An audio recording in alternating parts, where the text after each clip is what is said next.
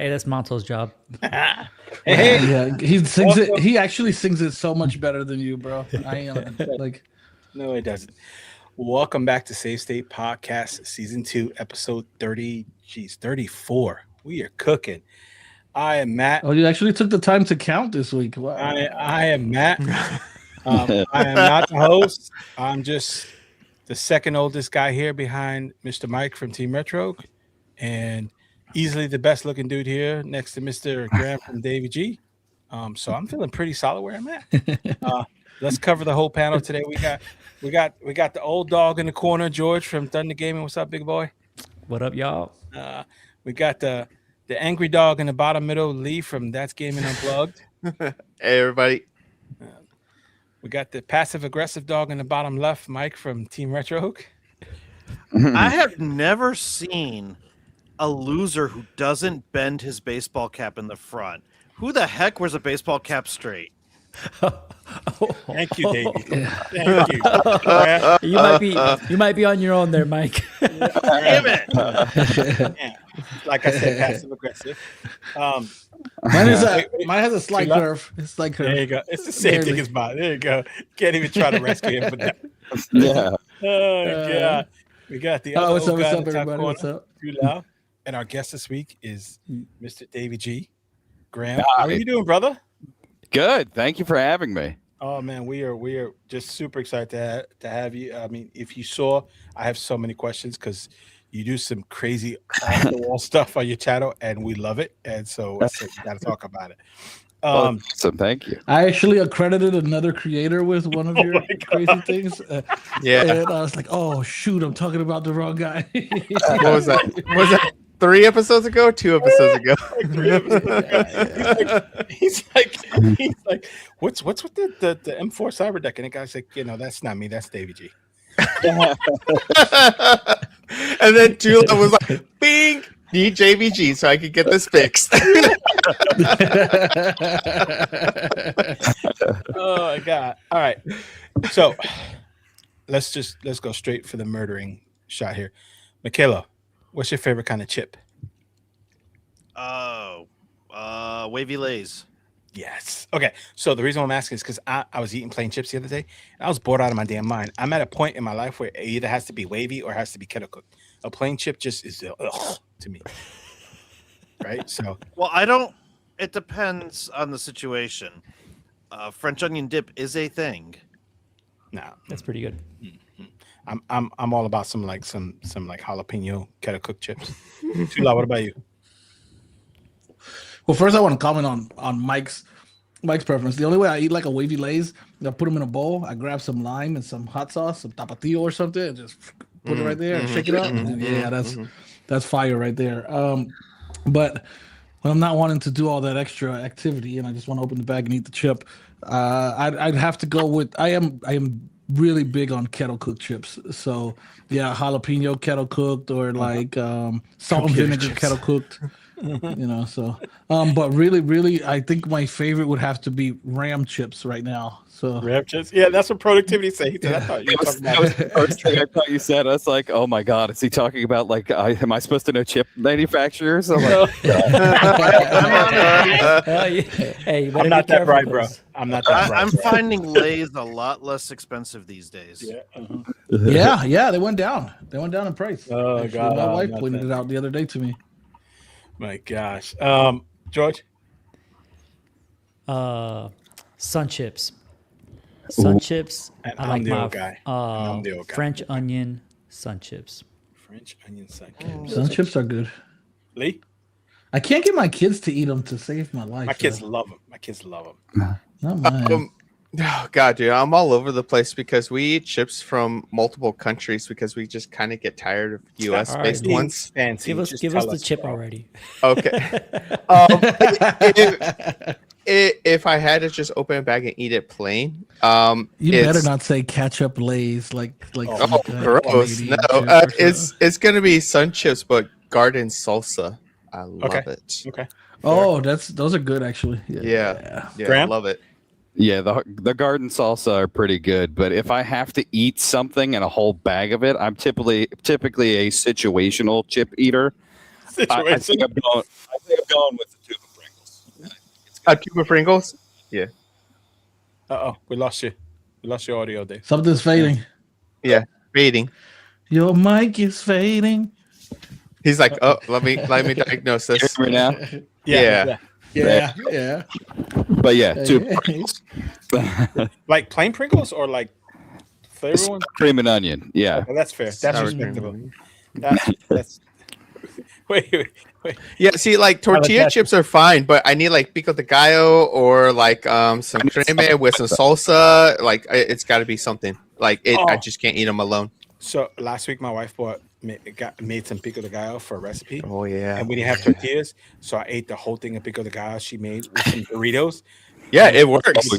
And I didn't know. She was pissed. Blasphemy. All right, so Blasphemy. fair enough. And I'll accept the Pringles because they have a better texture than just plain chips. So I think that's fair. That's fair. Oh, Pringles are. Don't sleep on Pringles, dude. Yeah, Pringles are amazing. good, but I think that they're trying to classify them as something that's not a chip because I think they're made with like potato powder or something like that. Yeah, they can't be made of anything normal. That perfectly, that can't be normal.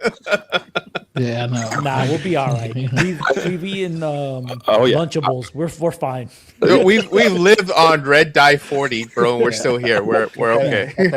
Don't be talking about my Lunchables. I still eat them shits at 50 years old. Don't play. Oh yeah, dude, pizza Lunchables the best. Hey, my boy. Wait, what? The nacho Lunchables, dude. Oh man. Nacho I don't think Lunchables I've are. cracked a Lunchable. I don't think I've cracked a Lunchable in like. Bro, don't even say that. You have 5 kids. How 20. can you not have Lunchables in your house? I said that I haven't personally cracked one open in like. probably You're not 20 up at years. like 3 in the morning. wait You a just see minute. them there as like an easy snack. Wait a You're just like, minute. No, I don't Let grab me them. handle this I real never grab quickly. them. okay. Father to father, you don't dad tax your kids by eating their snacks. No.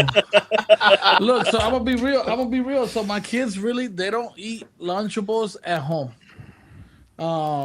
At home, I have a wife who's kind of crazy who will make every kid their own. Like, dude, she could cook dinner like this crazy meal, and then like my son, like I don't want to eat that, so she'll make him his own meal, and my daughter, I want to eat something different. She'll make them their own meal. I'm like, what are My you wife doing? does that too. My wife does Yeah, that too. that's Navy. So I had yeah, they gyros don't really last eat the night, too. Lunchables at home. The Lunchables are more like the go to school with, you know. So I'm taking them anyway. I do dad Starter tax them on things at home, but Listen, I can't tell you how excited I am when I open up my. Okay, let me be clear. My wife makes my lunch for me every day, so I don't know what she's sending me. If I open that shit up and there's cheese and crackers or something like that, I'm so happy. I can't even. If I open it up and there's a Cheese pack, and crackers. bro, and there's a pack of little gummy bears and shit in it, I'm done. I'm so happy. I'm like, yeah. Or Now I'm just imagining like Jedi's lunches, like in a little brown paper bag sitting All on the in the car next to him, and he's just driving. And he's just like so happy. He's just like looking at the bag. He's like, man, I wonder what's in it today. let us stick a juice box Hey, in that I got peanut butter and jelly. Do you have tuna fish I could trade? Who would trade peanut butter and jelly for tuna fish though? shit. I would. I Bro. like myself a good tuna fish sandwich. when I was and then if the class bully wants to bully you, just breathe on him later. yo, then he just flushes your face down the toilet, man. Oh no. But before he did that, he got a nose full of tuna fish. Oh man, Who's the real winner? No. Oh wait, when I was little, like Lunchables were just like one of those like iconic items, right? Like if you brought it to school, you were like the person, like you were supreme at the lunch table. You live in a And- world, homie. Yeah, and so I didn't have them very often. I was always jelly of them, so I make up for it every single day. I eat them all the time. What was you gonna say, Tula? You said no, I was gonna use something that I hadn't got to use in a while.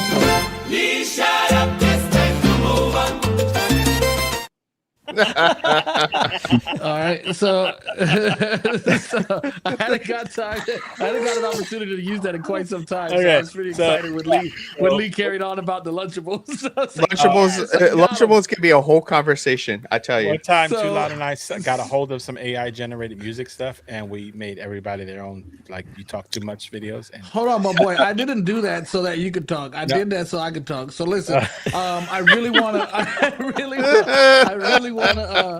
to say we have a bunch of stuff to unbox here. We do. Like We do. between everybody here today. You know, I mean, George is over here flexing on us with the Mangmi Pocket Air Y Pro. Shout out to which is Maggie. So ready to see that thing. I have the KONKR Advance in hand.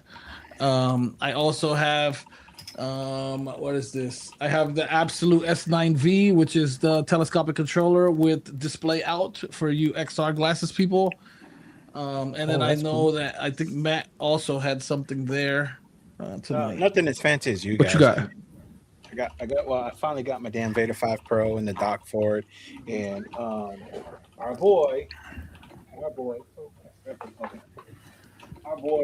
Mr. Lee from Venture Electronics sent me the Monk GTRs. So these are headphones that him and Russ for Retro and Game Core designed just for retro gaming, and I haven't taken them out the package, and I'm freaking excited about these.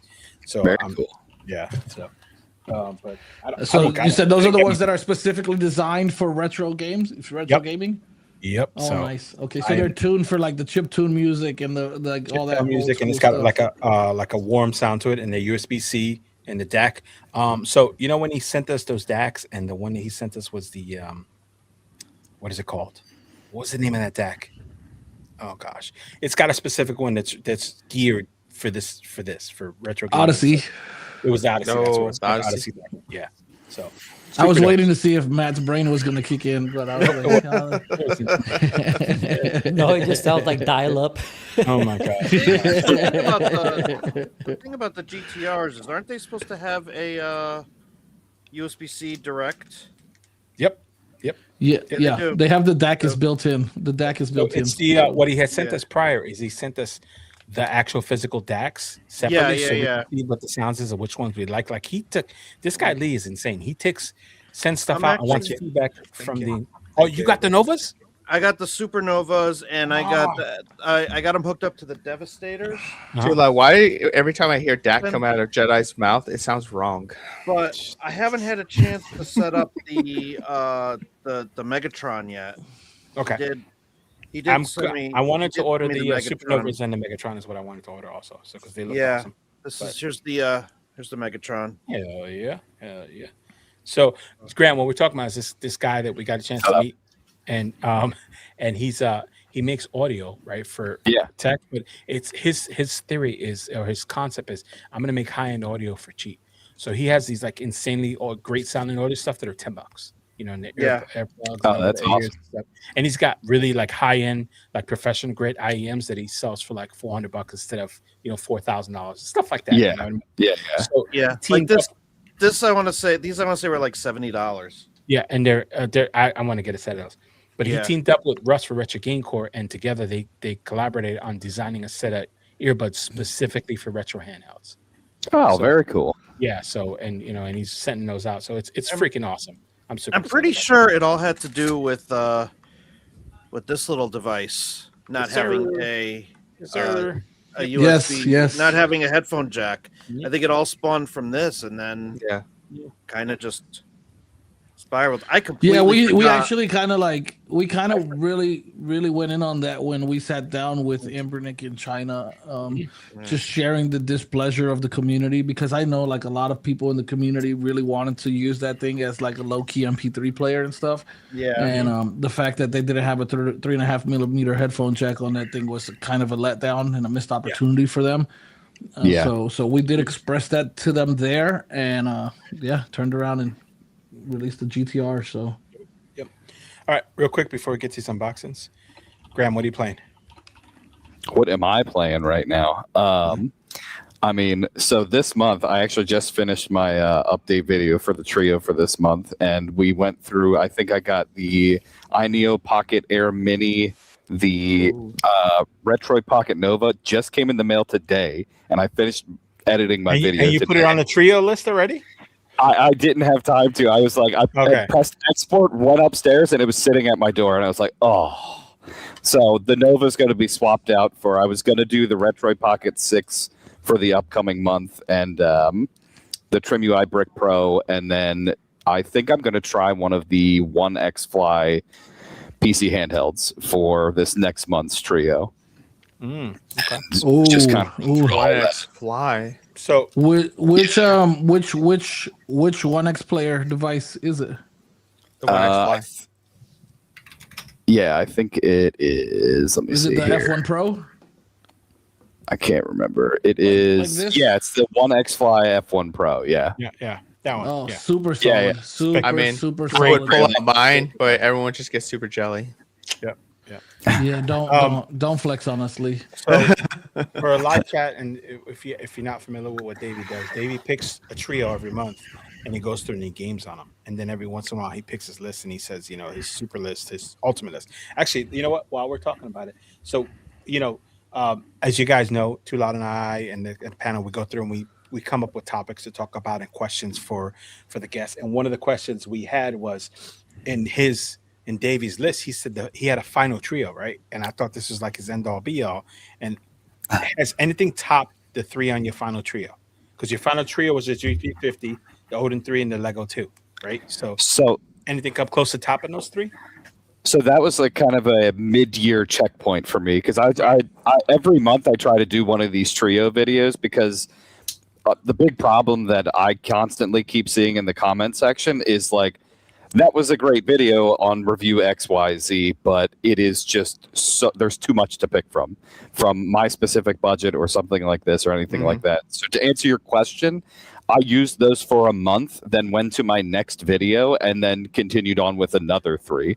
So I can go to the end of each month, give a full month-long review for each one of the devices, and then kind of wrap it up in the next video, and then pick another 3 from whatever shows up in the studio for the next month, which is my basement, that's why there's a pile of boxes sitting there.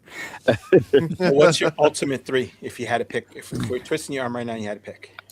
So that's tough, because I think this is going to be pretty high up, and I haven't done like any testing on it yet. I sat there for like an hour setting up stuff. So like right now, typically I would cheap out and go with like my PC handheld or my larger device. I usually pick a large like x86 device, a mid-range Android device, and then like a small vertical device.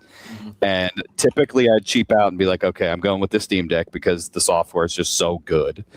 But I don't think that's the case anymore, which is why we're trying to look at stuff like the 1X Fly player next month. So right now, I think the Xbox ROG Ally X is my recommended pick, or the cheaper one for a top-end Windows handheld for most people. I don't think it's going to suffice for most of us who have tested so many things and have, eclectic taste. But I think for the average consumer who's starting a collection, I think the Xbox lineup, with either the white one or the black one, either of those would be my pick for a PC handheld.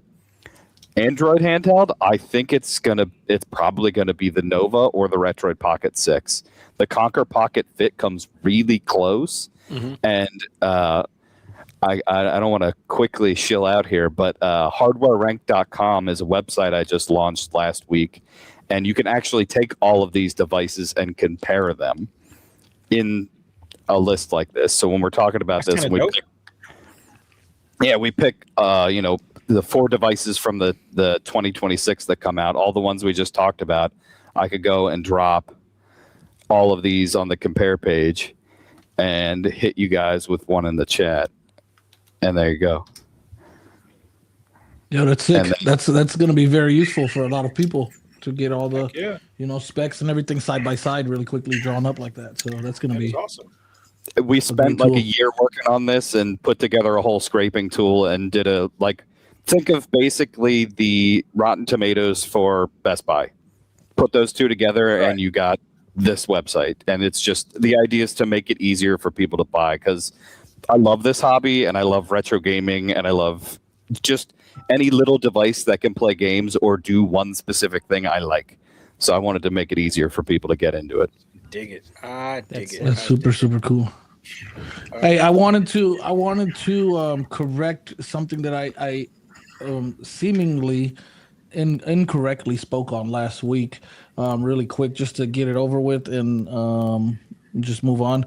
But I said something regarding the INEO stream last week that I was corrected on, and regarding Arthur being upset because of people using coupons during the sale on JD.com over there domestically. And I was actually corrected. It was not the fact that they were using coupons. He had actually prearranged with JD.com for people to receive coupons, but not everybody was receiving them. And that's where he was getting a little bit slated. So I just wanted to correct that. It wasn't about people using coupons.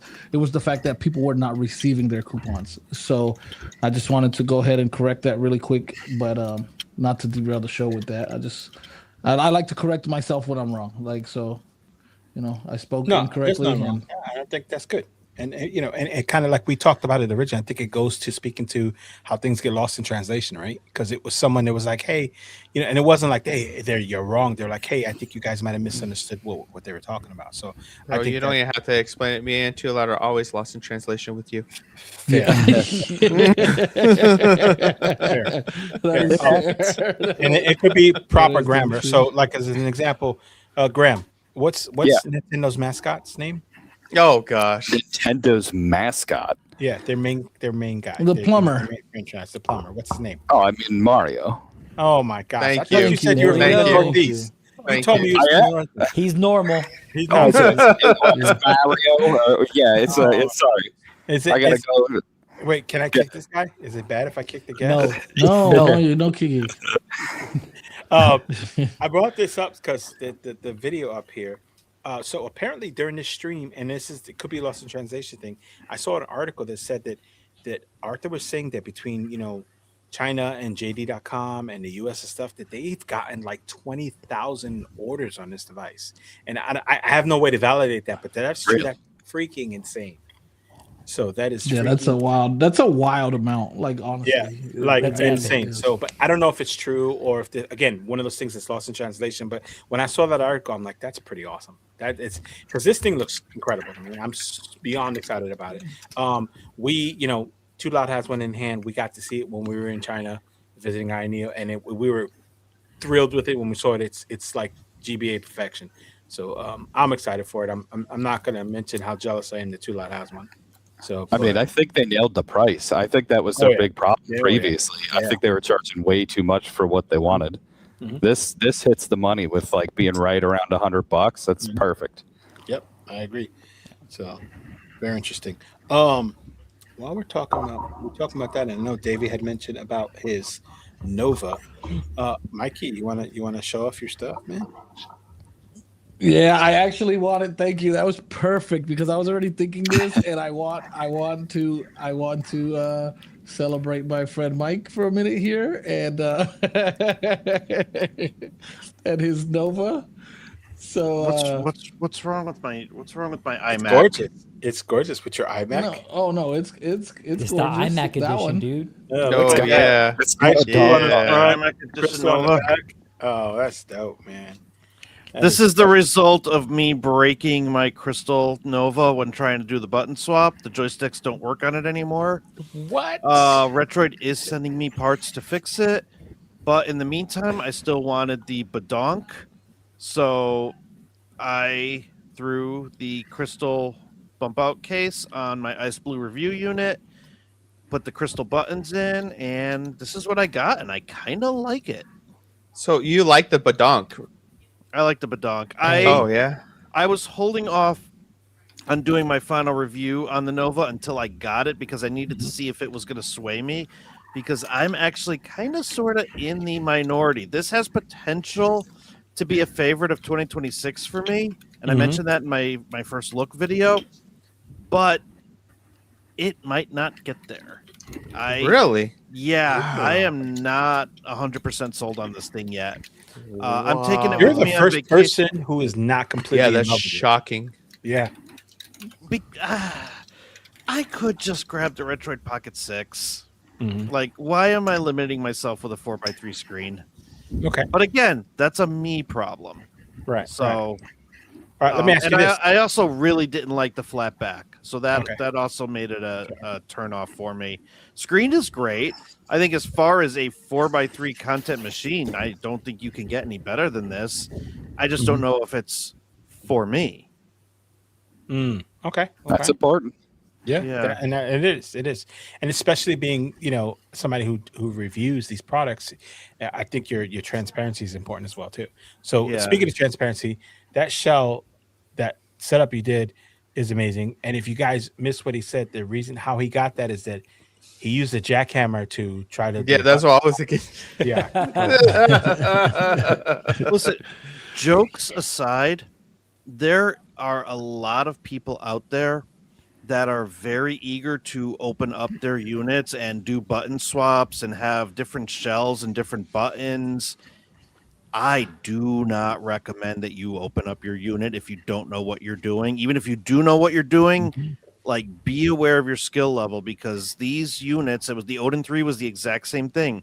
They are put together so tight that one tiny little accidental slip and you could be hitting a ribbon cable, you could be causing a short in the daughter boards or the controller boards, and you might You not showed even me how realize close it's that happening. speaker wire was to the clips too on the internal when you're putting it back together, and how easy it is to pinch. Really close. So- It's also very it's right here, and yeah, you can very easily pinch that.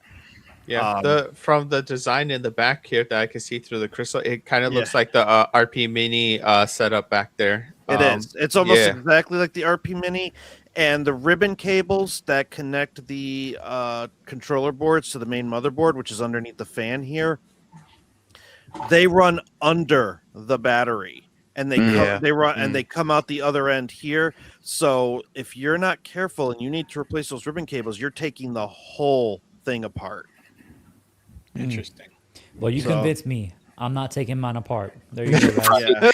Yeah. And when I do get around to my final review, it's probably not going to be for a bit because I'm going away next week. But when I do get that out, one of the big things I'm actually going to say is do not open these up, even if you're like really excited about button swaps. Just don't do it. Get a colorway that you're satisfied with and just call it. Yeah. Interesting. Those clips, you could see through them, and in real person, man, it is just looking at these. They are tight, and it is just. I looked at those and I was like, "Oh man, it's so cool! You can see all the background and all the different pieces." But I was like, "I do not want to open that up because it is never going back the same way." No, and it never will. Even with the back. Hold on, let me switch back. Even with the bump out plate here, there's a tiny little gap. I don't know if that's just with my unit, but yeah, even like just putting this on, like, yeah, it's not quite on there the same. Yeah. I So- can see that when you had that angle, it looks like you could see the little crack, the little gap there. Oh no, I Yeah, think that was but just the light. it's right here by the TF card. It's not enough to, well, it is enough to bother me, but I'm trying not to let it bother me. The TF card, the slot cover is black. Yeah. Yes. Yeah. I know. Even on yours, even on yours, Grant? I was I like, think "Oh, it's black." I was like, "It could have been fully," but I get the Yeah. buttons are black, so whatever. Yeah. But if you need practice taking stuff apart, pick up some PSPs, man. Start modding some old consoles. If you break those, it's not nearly as bad as Oh, breaking yeah. something worse. I So actually Game Boy did Colors are a, super easy I actually to did work an on. IPS mod on a PSP once. It wasn't horrible. Actually, wasn't really too bad. quick, what sticks is that, Mike? What sticks are on your Nova? These are the concave hype sticks that Poon Live sent me. Oh, from Pun. Those are Okay. nice. Yeah. Yeah, so Sticks. those are on Etsy then, yes? Yeah. He sent me one Those of are nice, each. This dude. is a ridged one. This is a lined one. I asked him to send me another ridged, another line, so I could have a matching set. But Nice. Yeah, but I like these extra large concave ones. Anytime he sends me these, I put them on something. So I figured the Nova was a good candidate here. Nice. They look good on there. They do They look good. look great. They do look great. I can't wait. I got some transparent ones I'm gonna pop on mine. Yeah, I think my I can't Nova's wait gonna for my get here Nova. tomorrow. I was hoping it got here today to Bro. show it off on stream, but I think it's here tomorrow. Mine just shipped yesterday. It hasn't even left China yet. I don't know. I'll get it sometime whenever. I think mine shipped yesterday. Also, we must be in the same crystal blue batch. Yep. That's all right. I mean, George, you got yours? Because you ordered SNES. Dude, I ordered mine and it was shipped, and that's why I was getting ready to check on it right now because I'm like, dude, I'm waiting for mine. Because you ordered one of the first colorways, right? Say again? You ordered didn't the Skittles, isn't that one of the what is it, 16-bit? Wasn't that supposed to be one of the first colorways to ship? Yep, that's the one I got. It's probably Karma, jerk. Anyway. So actually, That's while for we talk these next things, let's let George unbox that Mangmi for us, and we can have something to All right, look at while we. I don't have the fancy top-down display for you guys, but I do have ultra 4K quality for you guys. So Mike. we bust out the knife. So shout out to Mangmi. They reached out. They wanted me to review this product. I guess, does this count as a first impressions video? Because that's what they wanted. Maybe. So first impressions live, Mangmi. Here you go. Plastic out of the way. Box out of the way. I'm excited for that one because it's a more obtainable as far as price version of this to me, which is the AYN DMG. That color is And gorgeous. so I I'm love really that. excited about Hey, this man, you guys are product. seeing this better than I am right now. Hold on, there you go. Yeah, that's, man. that's so pretty, man. That red is stunningly, like, it's really good. Honestly, it's punchier than I thought it was gonna be, dude. Yeah. Boom. It definitely looks like it. Guys, check that out. That is I nice mean, looking. Nice. Yeah, that is very nice. And Grip then it. How does it feel in hand? dude. Well, This look is at. actually very I like how they did the reminiscent. air vent with the M for Mangmi and the air vent. That's a nice little Dude, touch. this is honestly better than these bumpers on the Pocket DMG. Really? Maybe because they have a better Whoa. angle. Yeah, It looks like they're angled more. They're angled more, and then they have like there's just more surface area on there. It feels Makes sense. better, dude. That's Looks like it's got that's a exciting back for bump me of the because man, Dude, it's and exciting for me because on verticals the DMG's bumpers are my favorite bumpers. So if No, these they're are nice, a dude, better 'cause, I mean- version of these, then I'm so Over my down. face. So look at how the bumpers look on this versus this, dude. Oh yeah. These are more Yeah. substantial. I like these a lot George, more. Jay Powell was asking, is that the 4 or the 8 gig model? This is the 8 gig model. The 8 gig 865? Yeah. Nice.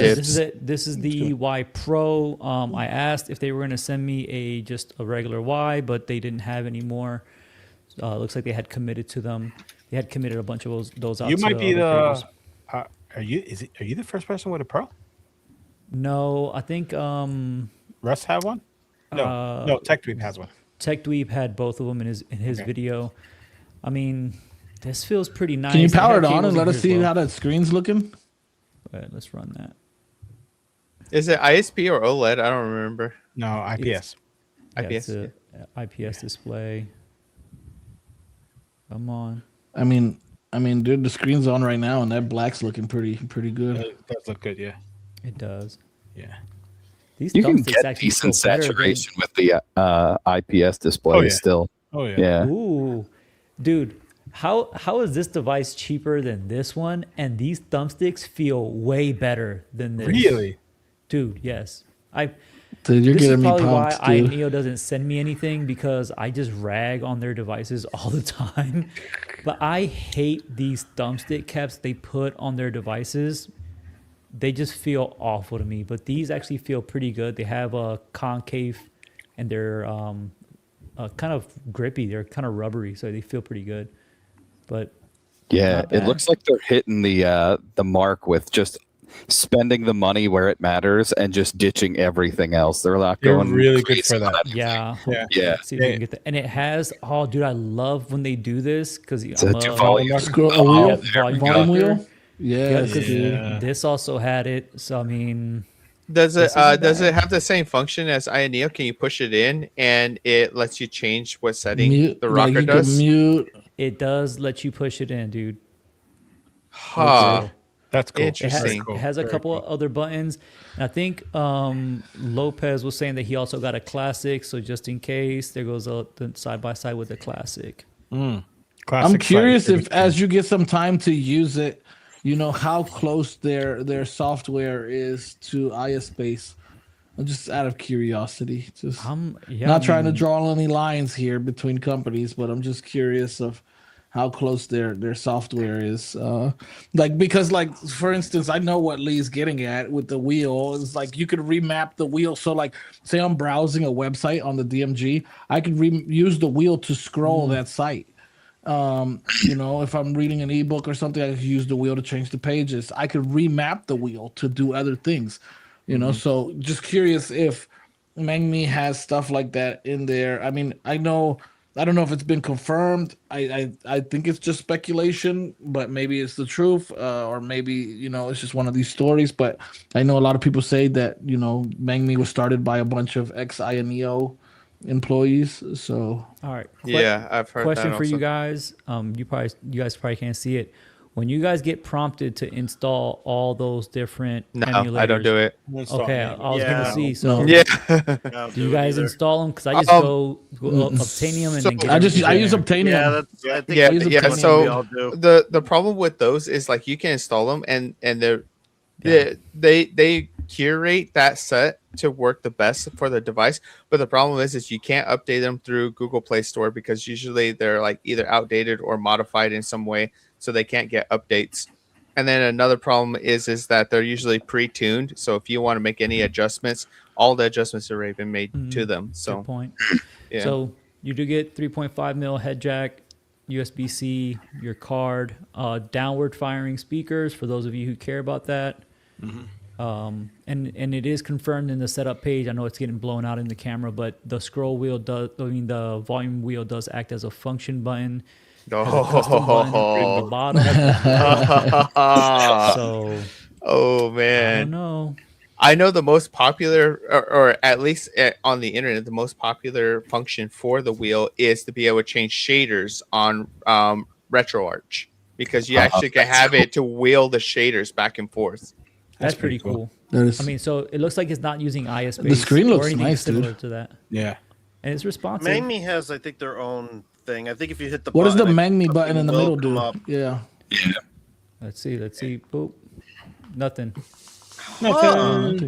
Interesting. Well, you might have a drop down where you have to like enable a control center or something of that nature. It's probably messed up. So what you should No, do that's is just like the mail it to my return button. house. You should just mail it to my house, and I'll get it right for you. Don't man. worry. You guys are so. We already talked about this thing Yeah. weeks ago. I called dibs. He's like, "Hey, I talked to Meng." I'm like, "Dibs." Dibs. George don't sell, so I don't have to worry about that. So I while think he's it's going messing on the with that- shelf next to the other verts. While he's messing with that, let me ask you guys a question. When we're talking about 4x3 devices, what do you feel like is the appropriate power level for a device that's got 4x3, right? Because like I'm looking at like The the moon. Nova, right? And I'm like, do we need a Gen 2 for what you're gonna play on a Yes. 4x3? Do we need? Because Yeah, Oh, you always man. need power. I'm ready to answer that because I've been playing with this thing, and this has a 4x3. yeah. Oh, hey. Oh, here aspect comes ratio. Mike. Hold on, here comes Mike. Hold on. Bring it out, Mike. Hold Hide- on. I hide your picks. have to pull up Love this thing. Too Loud's favorite game. I'm scared to know what my favorite game Oh my is. God. 4x3 is making a huge comeback. Ooh, Oh yes. yes. Hey, yo, that recomp is making such a splash. It's a freaking I was gonna say, tsunami it better in the be first community right person. now. Yeah, no joke. They Yeah, just man. released the Yeah. gold version, by the way. They released the gold yes, they version. do. Yep. That's Yeah, so sick. dude. I need to get the gold version. Gen 2 is my favorite Pokemon of all time. Yeah. There you go. Is that gold, Tula? No, this is actually blue, bro. Oh, got it. You see how Okay. It was so looks, though? Like, I'm gonna colorful. I was like, overmod it. holy smokes. Yeah, it looks great. It looks great, dude. I have no idea what that shit is that you guys are talking about. It looks boring. I'm gonna put it away because if not, Wow. I'll stop playing it. Party While we foul. are on the topic of the Mangmi, Matt, you mind sharing the pre-order Oh, pricing? yes. I love it, baby. So, actually, this article is pretty cool from our boys over at Retro Handhelds. I was looking it up. I'm like, Ben don't miss nothing, bro. Ben does not. No, he miss doesn't. He does not. So, here, so Ben has it on here. He put an article out. Let me see here. Where is it at? So we got. So the Y is coming. My It's boy early still bird. ain't getting no ad blocker. Shut up. The Y is I think when were they going live? They went live tonight at 9:00 for Kayla, right? I think Huh? Why are you they asking went me? live tonight. I don't know. You're supposed to be the smart one. It was yesterday, I thought. Was it yesterday? Yeah, yesterday. Yeah, the 12th. Last You're night, right. yeah. Yesterday. Yep. All right. So the Mangmi Y's early bird is $89, $89.99. That's the 662 with the single stick and a front single firing stick. speaker. Then the Air Y Pro, which is the one that George has, is going to be actually the 4 gig variant with 64 gigs of internal is $145.99 Air early bird and $159.99. Again, so that's 4 gigs and 8 Snapdragon 865. And then the Y Pro, which is what George has now, is going to be $175.99 early bird and $189 afterwards, and that's 8 gigs, 128. So I'm thinking, okay, this is cool. It's got a nice IPS screen on it, but for 865 for $190, I mean, for 8 gigs, for what, $30 more, we can get a Nova. I have an honest to God question. Mhm.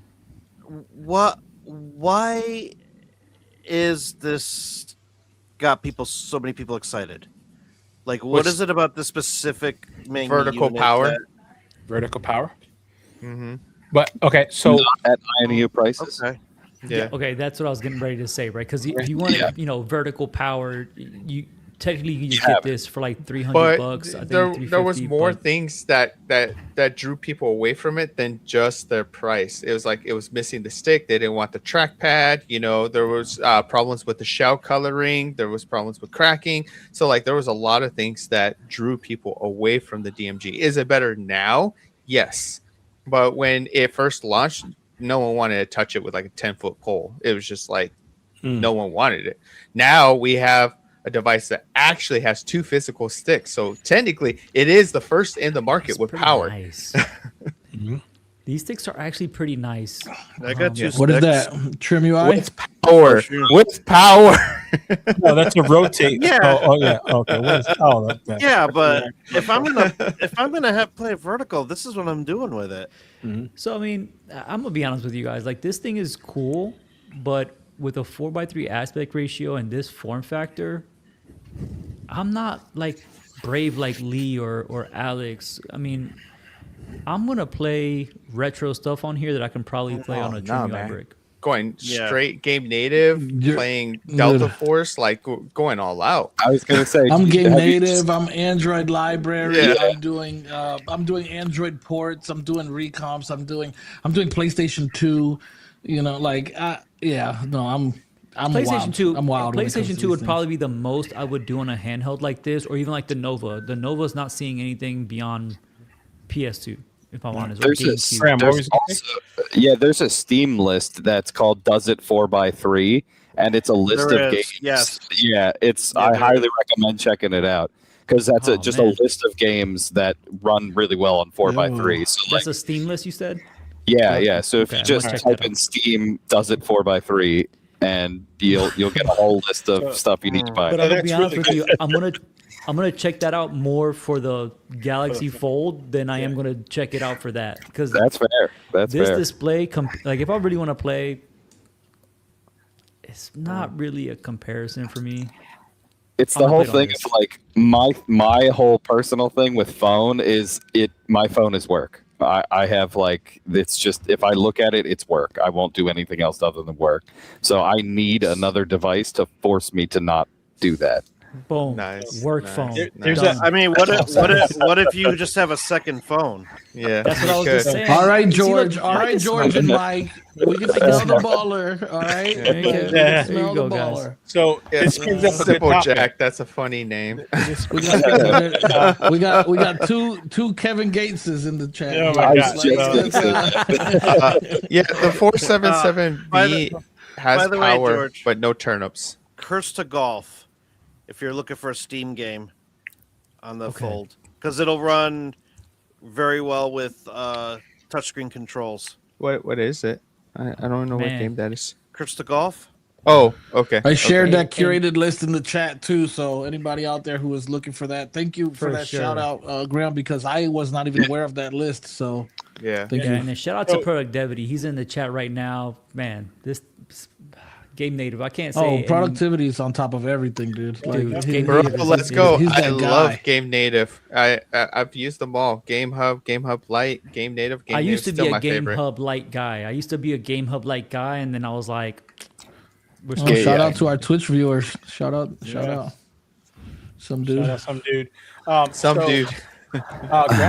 Graham said something and kind of linked back to something that Tulad and I were talking earlier, and actually D Lopez said it too about the iPhone Ultra are going to be fire, right? And I was talking about because I watched George's video on the 8, and I said I think I might want one, and he's like, "Well, I'm waiting for the iPhone, the Ultra," and I'm like, I don't game on iPhone though, like I game I on. think it's just very Android. limited. It's very Yeah, limited I to what you can game do on- on yeah. iOS. And so I'm kind of intrigued by it, but I am also where my entire family is FaceTime, so I'm kind of being held hostage. But I'm like, I think I might just sacrifice it and just get The that blue Ultra. bubble hostage. Yeah.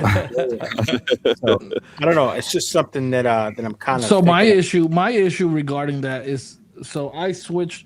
I've been an Android guy since the iPhone 4 or 4S, something like that. I switched completely over to Android, and I want to say around the 14 is when I was like, okay, I'll give iPhone a shot. Because one was because my dad had an iPhone, right? My oldest son, he had an iPhone, and I wanted to. My daughter actually, the school bus had let my daughter off at the wrong bus stop one day, and I wanted to get her an Apple Watch with connectivity so I could monitor her location. So I was like, okay, so I'm gonna just join the Apple family for a bit, test this out, see how I like it. To be fair, like in comparison, I had the latest Samsung at that time, and I had the latest iPhone. iPhone's camera is just so freaking good. I can't go back from using that. Granted, I don't use it as my main camera anymore. Like I use the Insta360 Luna Ultra as my camera for shooting now. But the iPhone, like when I have Who's baller now? For real. Who's smell showing it? off You their smell it through YouTube? You smell that? wait. Like, No, wait let a me- second. That's Wait too a second, loud. man. Oh, dear Making Daddy fun of all of Warbucks. us. I'm like, yes, Luma Let me- Ultra. let me- Yeah. Some of them are still rocking Pocket 3s. Dude, but do Yeah. you know, listen, let me share something with you, because if I was a baller, I would have bought it here in America, yet I didn't. I bought this while I was in Shenzhen, and I got it for almost half the price we pay for it here in the US. True. So Wow. it was an amazing deal at that point. Not true. I was there. I So- was there. That's not true. I was there. The dude, the cashier, was like, his eyes were huge, like when he was ringing them out. He's like, I can't believe how much money these Americans have. And yeah, Yeah, no, granted. Anyways, now you guys totally made me lose track of what I was saying.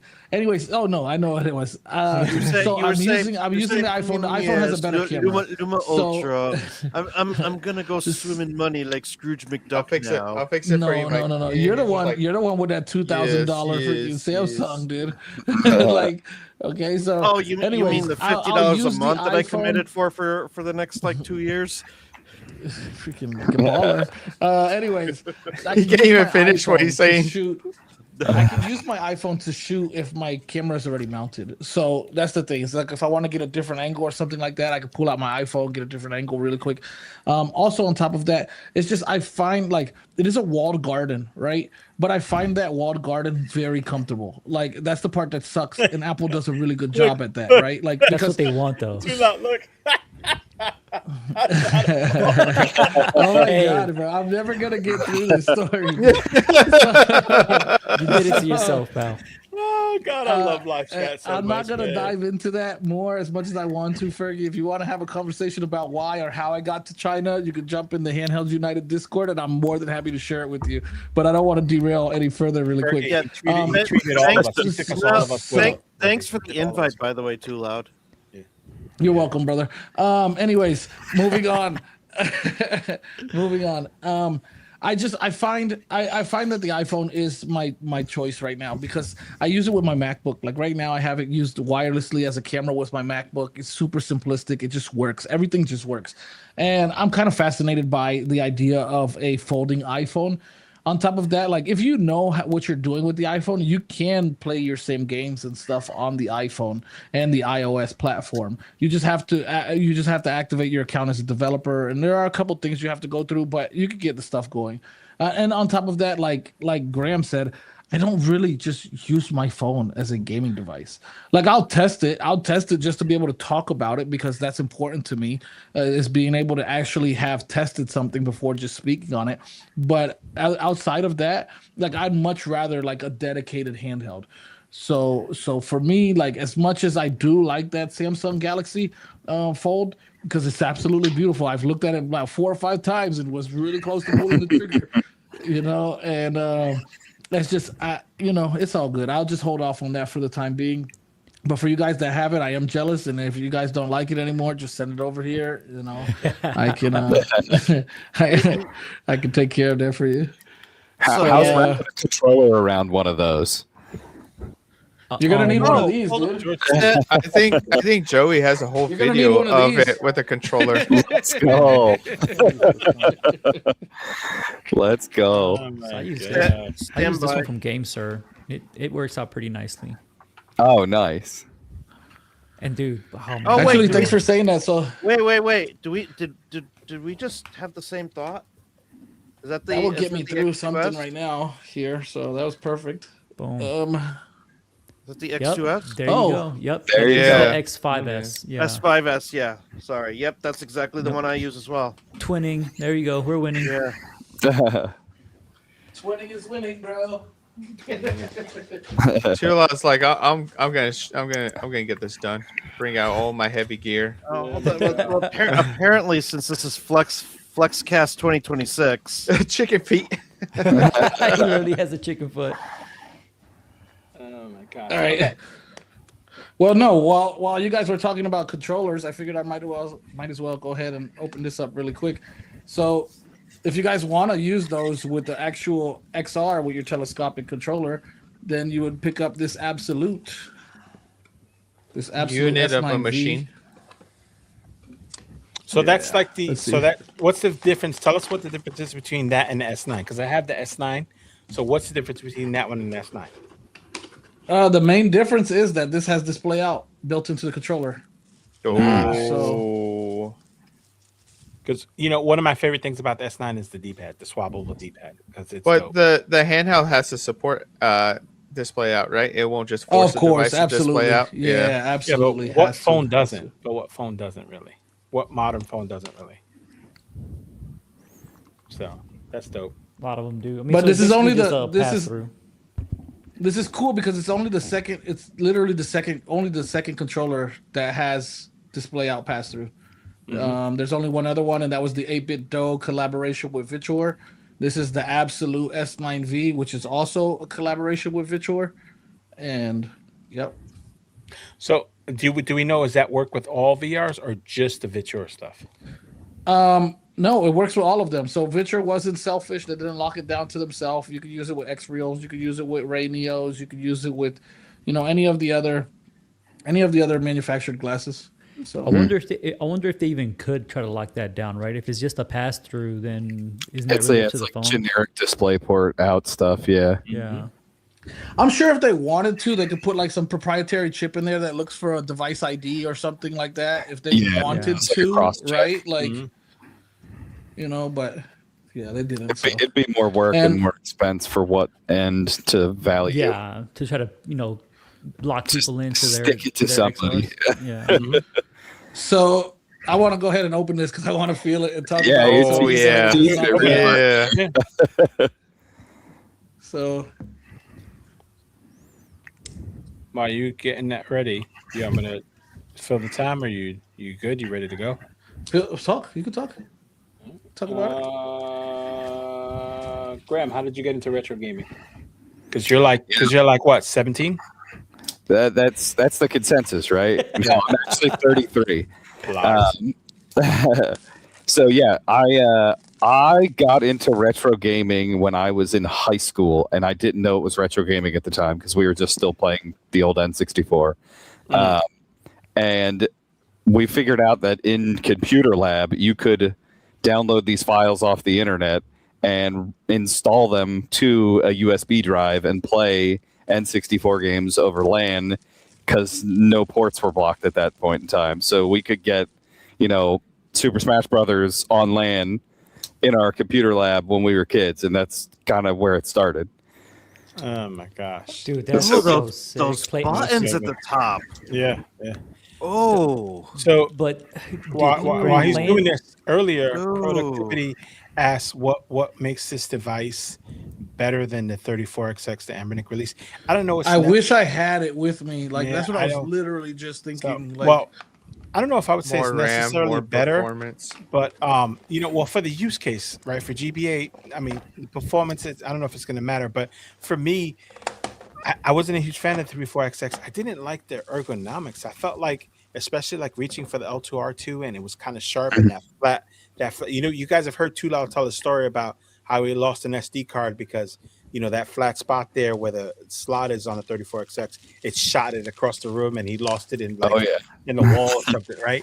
So that also in the ergonomics on that, I wasn't a huge fan. The device itself was great for what it was, but I just wasn't a huge fan of it. I mean, when you're considering a GBA device, the price to performance was pretty good, but this is just special. It's more power and it's Android. We've all the case makes me wonder: were they planning for a joystick here? Because really. Is that right? Why is that raised? That is weird. Very. If they had an upper right joystick, yeah. Or maybe they're going for a Kmart look. For real. I was gonna say I still have a Game Boy Advance case with a Kmart logo, and it looks exactly like that. That's hysterical. It fits nice. Hey, I think they just put that there to lift Alex. it over the buttons, the 4 buttons there. Just real quick, Matt, don't let me forget this because there was an issue with these devices. So we'll get to that whenever Alex wraps up. Mm-hmm. Down. Yeah, I mean, with these devices. No, with the Mangmi ones. I don't want to interrupt what you're doing to go back to Mangmi though. What Jedi was saying, is this better than the Anbernic SP? Price wise, the Anbernic SP is cheaper. So I mean, you're getting exactly what you're paying for. H700, 1 gig of RAM. I mean, I think it's very fair price. Here, you're paying 109, and then you got some shipping fees. You are getting more power and more RAM. It just depends on how advanced you are in retro gaming. There's some people that just put games on and just play. Then there's other people where they're like, I want to beautify the hell out of my game, and they got like 6 shaders on top of all of their games. This is going to handle way more shaders than the GBA SP is on Anbernic. So if you're just plug and play and you don't care what the game looks like, definitely get the Anbernic version. If you want it to be as beautiful as possible, go for the advanced variant here with AYN Neo. Not to sell AYN Neo or anything, but the extra power is definitely going to help. The extra RAM is also going to help a lot. That's always kind of the trade-off, right? It's like, how much power do you actually need to run games that are a few meg? And it's like, I think for me, it's got to be down to like the build quality, where it's like, okay, they're using probably glass on this instead of plastic. the buttons are probably made out of a harder ABS. And like, what is the the little volume roller? Is it actually there, or is it like little buttons like the Ambernick one? Right. Or like I turned it over and was like, roller's not there. But yeah, you get very nitpicky with these devices, and they release so many of them. Yeah, it's true. It's true. Yeah. And we're in a different kind of field. We're consumers ourselves. But we look at it as we have so many of these, what really makes them different from each one. But, to other consumers out there, it's mainly like, hey, price, what does it cost? And what can I get out of that cost? It's why the Miu Mini was such a hot selling item, because it was dirt cheap. And same thing with our 36S. Hey, is the screen protector already installed? No, he's got to lift off the plastic. Oh, it's over now, bro. You got lynch and hair and cat hair, and it's all there now. I wasn't gonna do it. I was gonna wait. No, I didn't want you to. But I thought the screen protector was already on, and it was just like the film over the screen protector. That would have been sick. So I really like the little inlay there, the Pocket Advance with the 3 little lines. That's classic. Dope. Very dope. Answer that question. I don't believe there's any 3:2 aspect ratio retro handhelds with an OLED. I don't think there is. I could be wrong, but I don't think there is. There's at least one, right? Which one? The Nova that just came out, right? That's not 3x2. 4x3. Oh, I'm sorry, 4x3. Yeah. No, 3x2 is gonna be the Magic X. 3x2 is a specific aspect ratio just for Game Boy Advance. Yeah, the Dream. You mean the Dream is gonna be a 3x2? Yeah, the Dream. Okay. Nice. Yeah. All right. The other thing too is that Hans Stern pointed out. He says I played GBA on my 3326. I think he's right. So think about all the different devices that you can play GBA on, and like for me, I enjoyed the 34XX and the RGSP, the GBA experience on those. What they're capable of. I will say the 34XX colorway is incredible. The reds and the greens, the transparent and stuff like that. Mm-hmm. But a couple of different things. And I think there's merit to what Lee was saying as far as having the power to do shaders and stuff like that. I don't use any of them. But there are people like that. I don't use any of them.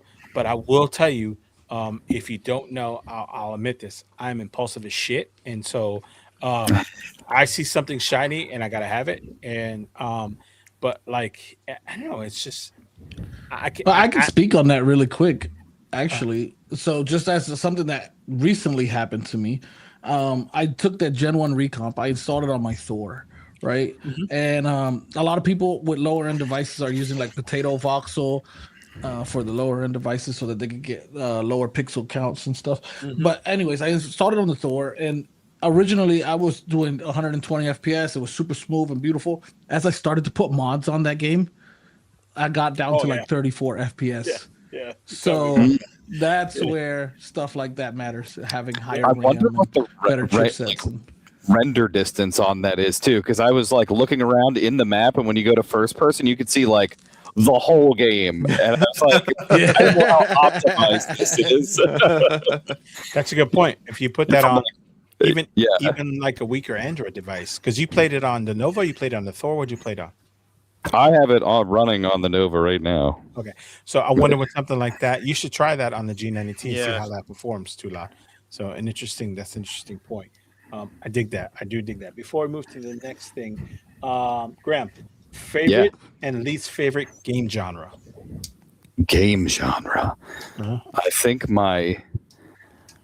I hate to admit it, but I think my favorite game genre is probably first person shooter, because I've played so much of Destiny just because I was a Halo kid. I was it's a problem. I know. I have it's like the game I have the most hours in. I can't wait till they make like beta servers for these so I can mod it.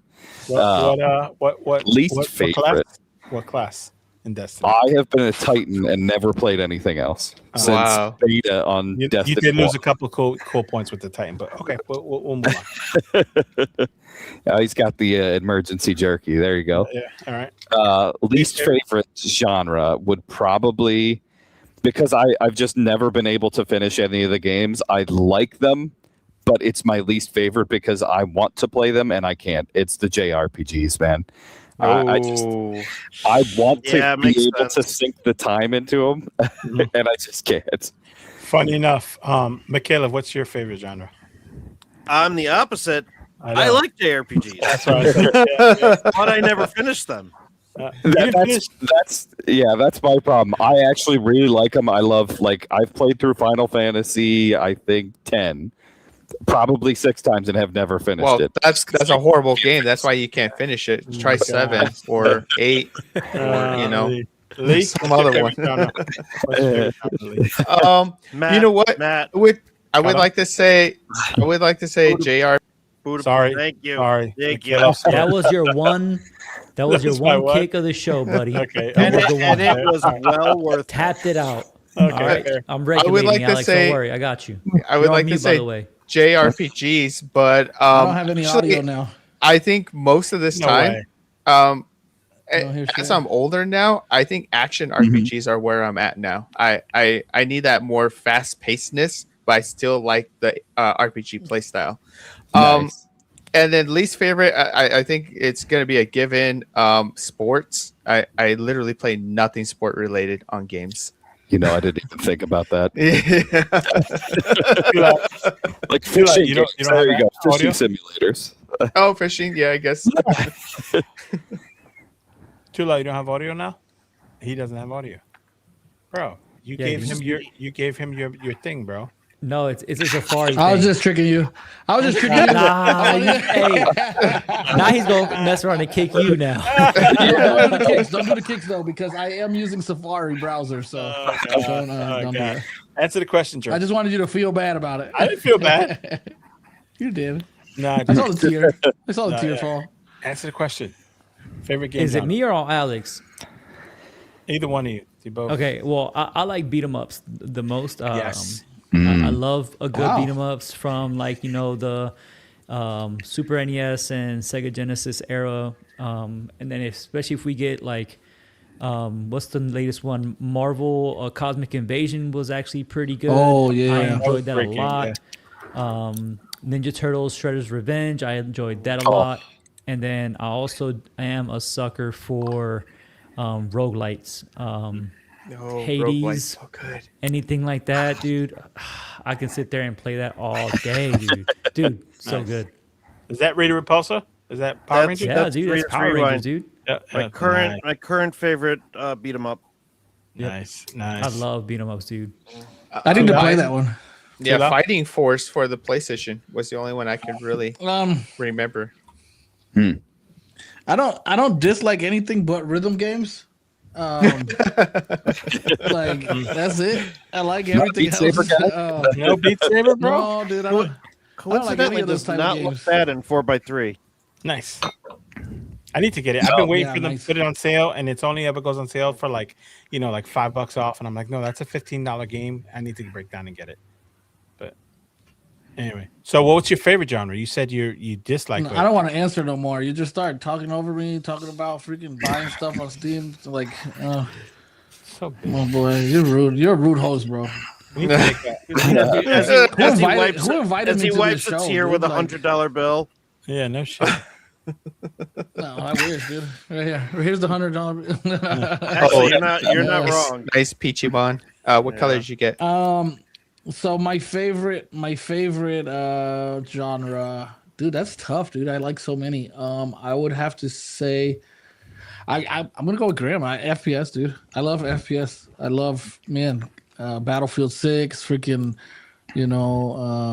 just too many, dude. Right. I used to be into COD big time. I'm hesitant to say COD because it's kind of like fallen off for me. I still enjoy to like jump in there and do some zombies from time to time. Just because Call me Zombies if you is want fun. zombies. Call me if you Yeah, want to do zombies. Peach. I should know. Sorry. Yeah, zombies is a good time for me.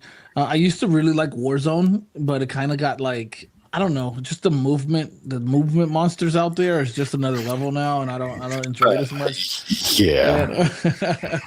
So, but no, FPS, and really for the reason like Graham, it's just so easy to pick up, play like 10, 20 minutes, and just walk away from it. And so it's super convenient for that. Other than that, though, I really do like like MMOs. MMOs are a big thing for me. Yeah. Which one? Here we go. I'm willing to bet he likes Black Desert Online. Warframe. Oh. Warframe. If I have to choose my favorite Warframe, my favorite MMO of all time, it's Warframe, which is way better than Destiny. Like it craps all over By a Destiny long shot. 10 times. Yeah. Hey, I get it. But, I played Warframe and Destiny right around when they started, and I put one down and just never came back to one. Yep, fair. I'm You with chose you. the wrong I get one, it. bro. I'm with you. Yeah, you chose the wrong side, my boy. Yeah. One of us played outlasted day 2 one. Destinies. So Peachamon says they're great Warframe games. also. They're fun. Yeah, Good choice. Nice. bro. Peachamon. I don't know what I did, bro. But D Lopez is ruthless, man. He just vicious, man. I wasn't on the show last week. He plays the flute and he's got a snack flute tucked behind his ear. Last week, and I'm I watching can imagine. I can I'm like, imagine Jedi with a little. I was picturing one of these. Yeah, FF14 is great, some dude, but Tula hasn't gotten into Final Fantasy. Maybe very soon, so we'll see. Very soon, actually. Yes, very soon. Yeah. Very soon. Oh my gosh, too funny, too funny. Too far. We're not gonna go there. Jedi's always got snack flutes on hold right on the side of his table. All right. I will say for those of you guys who want rocker wheels or volume wheels, it is here. Hell yeah. Oh, let's It go. does exist on the Advance. So we do have our volume wheel. Real quick Nice. before we move on, right? Because Mangmi did reach out to me and tell me that there were ghosting issues with these displays. I unboxed it just now in front of you guys, so I haven't experienced it for myself, but they said that they fixed it in a software update, which I just had it do. But just a word of caution that if you do decide to go with this, there's already a known issue that they're addressing. So Nice. How do you test something like ghosting? Oh, Like, I do. I would- You know what I like- noticed? It Emulation Station. If you do Emulation Station, and one of the themes, there's a theme. It's called Canvas, and it scrolls up and down. And you do Canvas, and then you let it, and it scrolls up and down, and you can see the ghosting on it. oh, okay. And then Yep. some people will see it in like the textures in the games, like for like older games that have grass in it. When they move, the grass will look different. It'll start like funky. fading out. So those are some issues with it. Just something to be aware of. Green Pro Tag. I just want to say I was gonna give you a shout out during today's show, but I changed my mind, brother. So Fergie says it's still there or rusted. Really quick, this is actually perfect. So we have Mike here showing us the new claw. I call it the chin, which because of his lighting, it's not as pronounced. But that thing definitely has a chin. And Final Mike, Fantasy I'm curious 14. I know that this is a review unit for you, and you sadly will be sending it back here soon. Yeah. What are your thoughts on this device? Like, Oh, are you excited to send it back? You can't wait, or No, I want this to be my end game. Like Yeah. I want to get this and quit YouTube. Nice. oh, good. Dang. I mean, I'm not going to quit YouTube, but No, I feel you. Yeah, just hypothetical, but that's pretty strong is- words. Whoa, this bro, he owns a house. Oh man, dude, how much did you pay for that? I do. This isn't my house. Oh, it's not your house. Okay, because I know those things go for like 20 million or something. I paid $500,000 for my small house, God. but it's got a great view of the ocean. Very nice. I want to get a house, but those things barely go on sale, man. Ever. It depends on the server. What game you're is on. this? This is Final Fantasy 14. Actually, Oh, okay. they're about to demo it on me. I need to go inside. Yeah. Yeah, dude. Wait, they can demo houses- the house that you paid for? Do they give you a houses- refund? Houses. They give you a partial refund, and they make sure all your furniture doesn't get Partial. taken. Yeah, well, houses in Final Fantasy 14 is like the house economy of the US. It's like literally when they go on sale, they're in high demand and they're super expensive. I was going to say, Actually, it's not there's fair a familiar to a regular house, and I was like, Yeah. "What's he talking about?" For a second. This was actually empty last month. You can't just buy a housing plot. You have to like get entered into a lottery. Yep. Like you exactly. go up to this placard right here, and you enter your name. You deposit the money just so that they know you can afford to buy it. And then if you are lucky, you win the lottery and you get to purchase the house. I was one of 2 entrants, so it was a 50-50 roll, and I won and I got the house. There you go. That's insane, bro. And you got this recently or early on in the game? No, I got it last year. Okay, well, see, that makes sense. I don't think there's any houses right now. I'll have to go in and look. So, like, when you go to one of those bigger houses on the hill, is it just like, can you do damage? Like, No, they don't let you do that. But yeah, but these are all player houses. This is wild. I've never seen this before. Yeah, no. Final Fantasy's housing market is pretty insane, and they actually make it like super cozy. There's like multiple biomes, and like if you want a specific biome, you have to keep on going into the lottery for that one. Yeah, I can only imagine this was a lot of time. This has got to be a lot of time, right? I mean, to make up the money, the last I think I was trying to buy a house like 2 years ago, and I think like minimum was like 10 million, and that's a lot of money in this game. I thought you were talking about like real houses. Yeah, no, That's what I thought for a second. You must have been trying to get a big house. Oh, I'm pretty sure I was, because it was like me, my brother. I mean, that's Lee we're talking cousin. about. So Yeah, that's true. you gotta go big or go out or go all. He Gotta go buys all out. houses in Final Fantasy like Alex buys cameras in China. No Damn. joke. I'm never gonna live that down, huh, Mister Freaking? I don't know how even if I bought this at full U.S. retail, which is like $900, like it's still not even half of the cost of that phone, Mister Two Phones. Like, Wait, you spent $900 on a camera?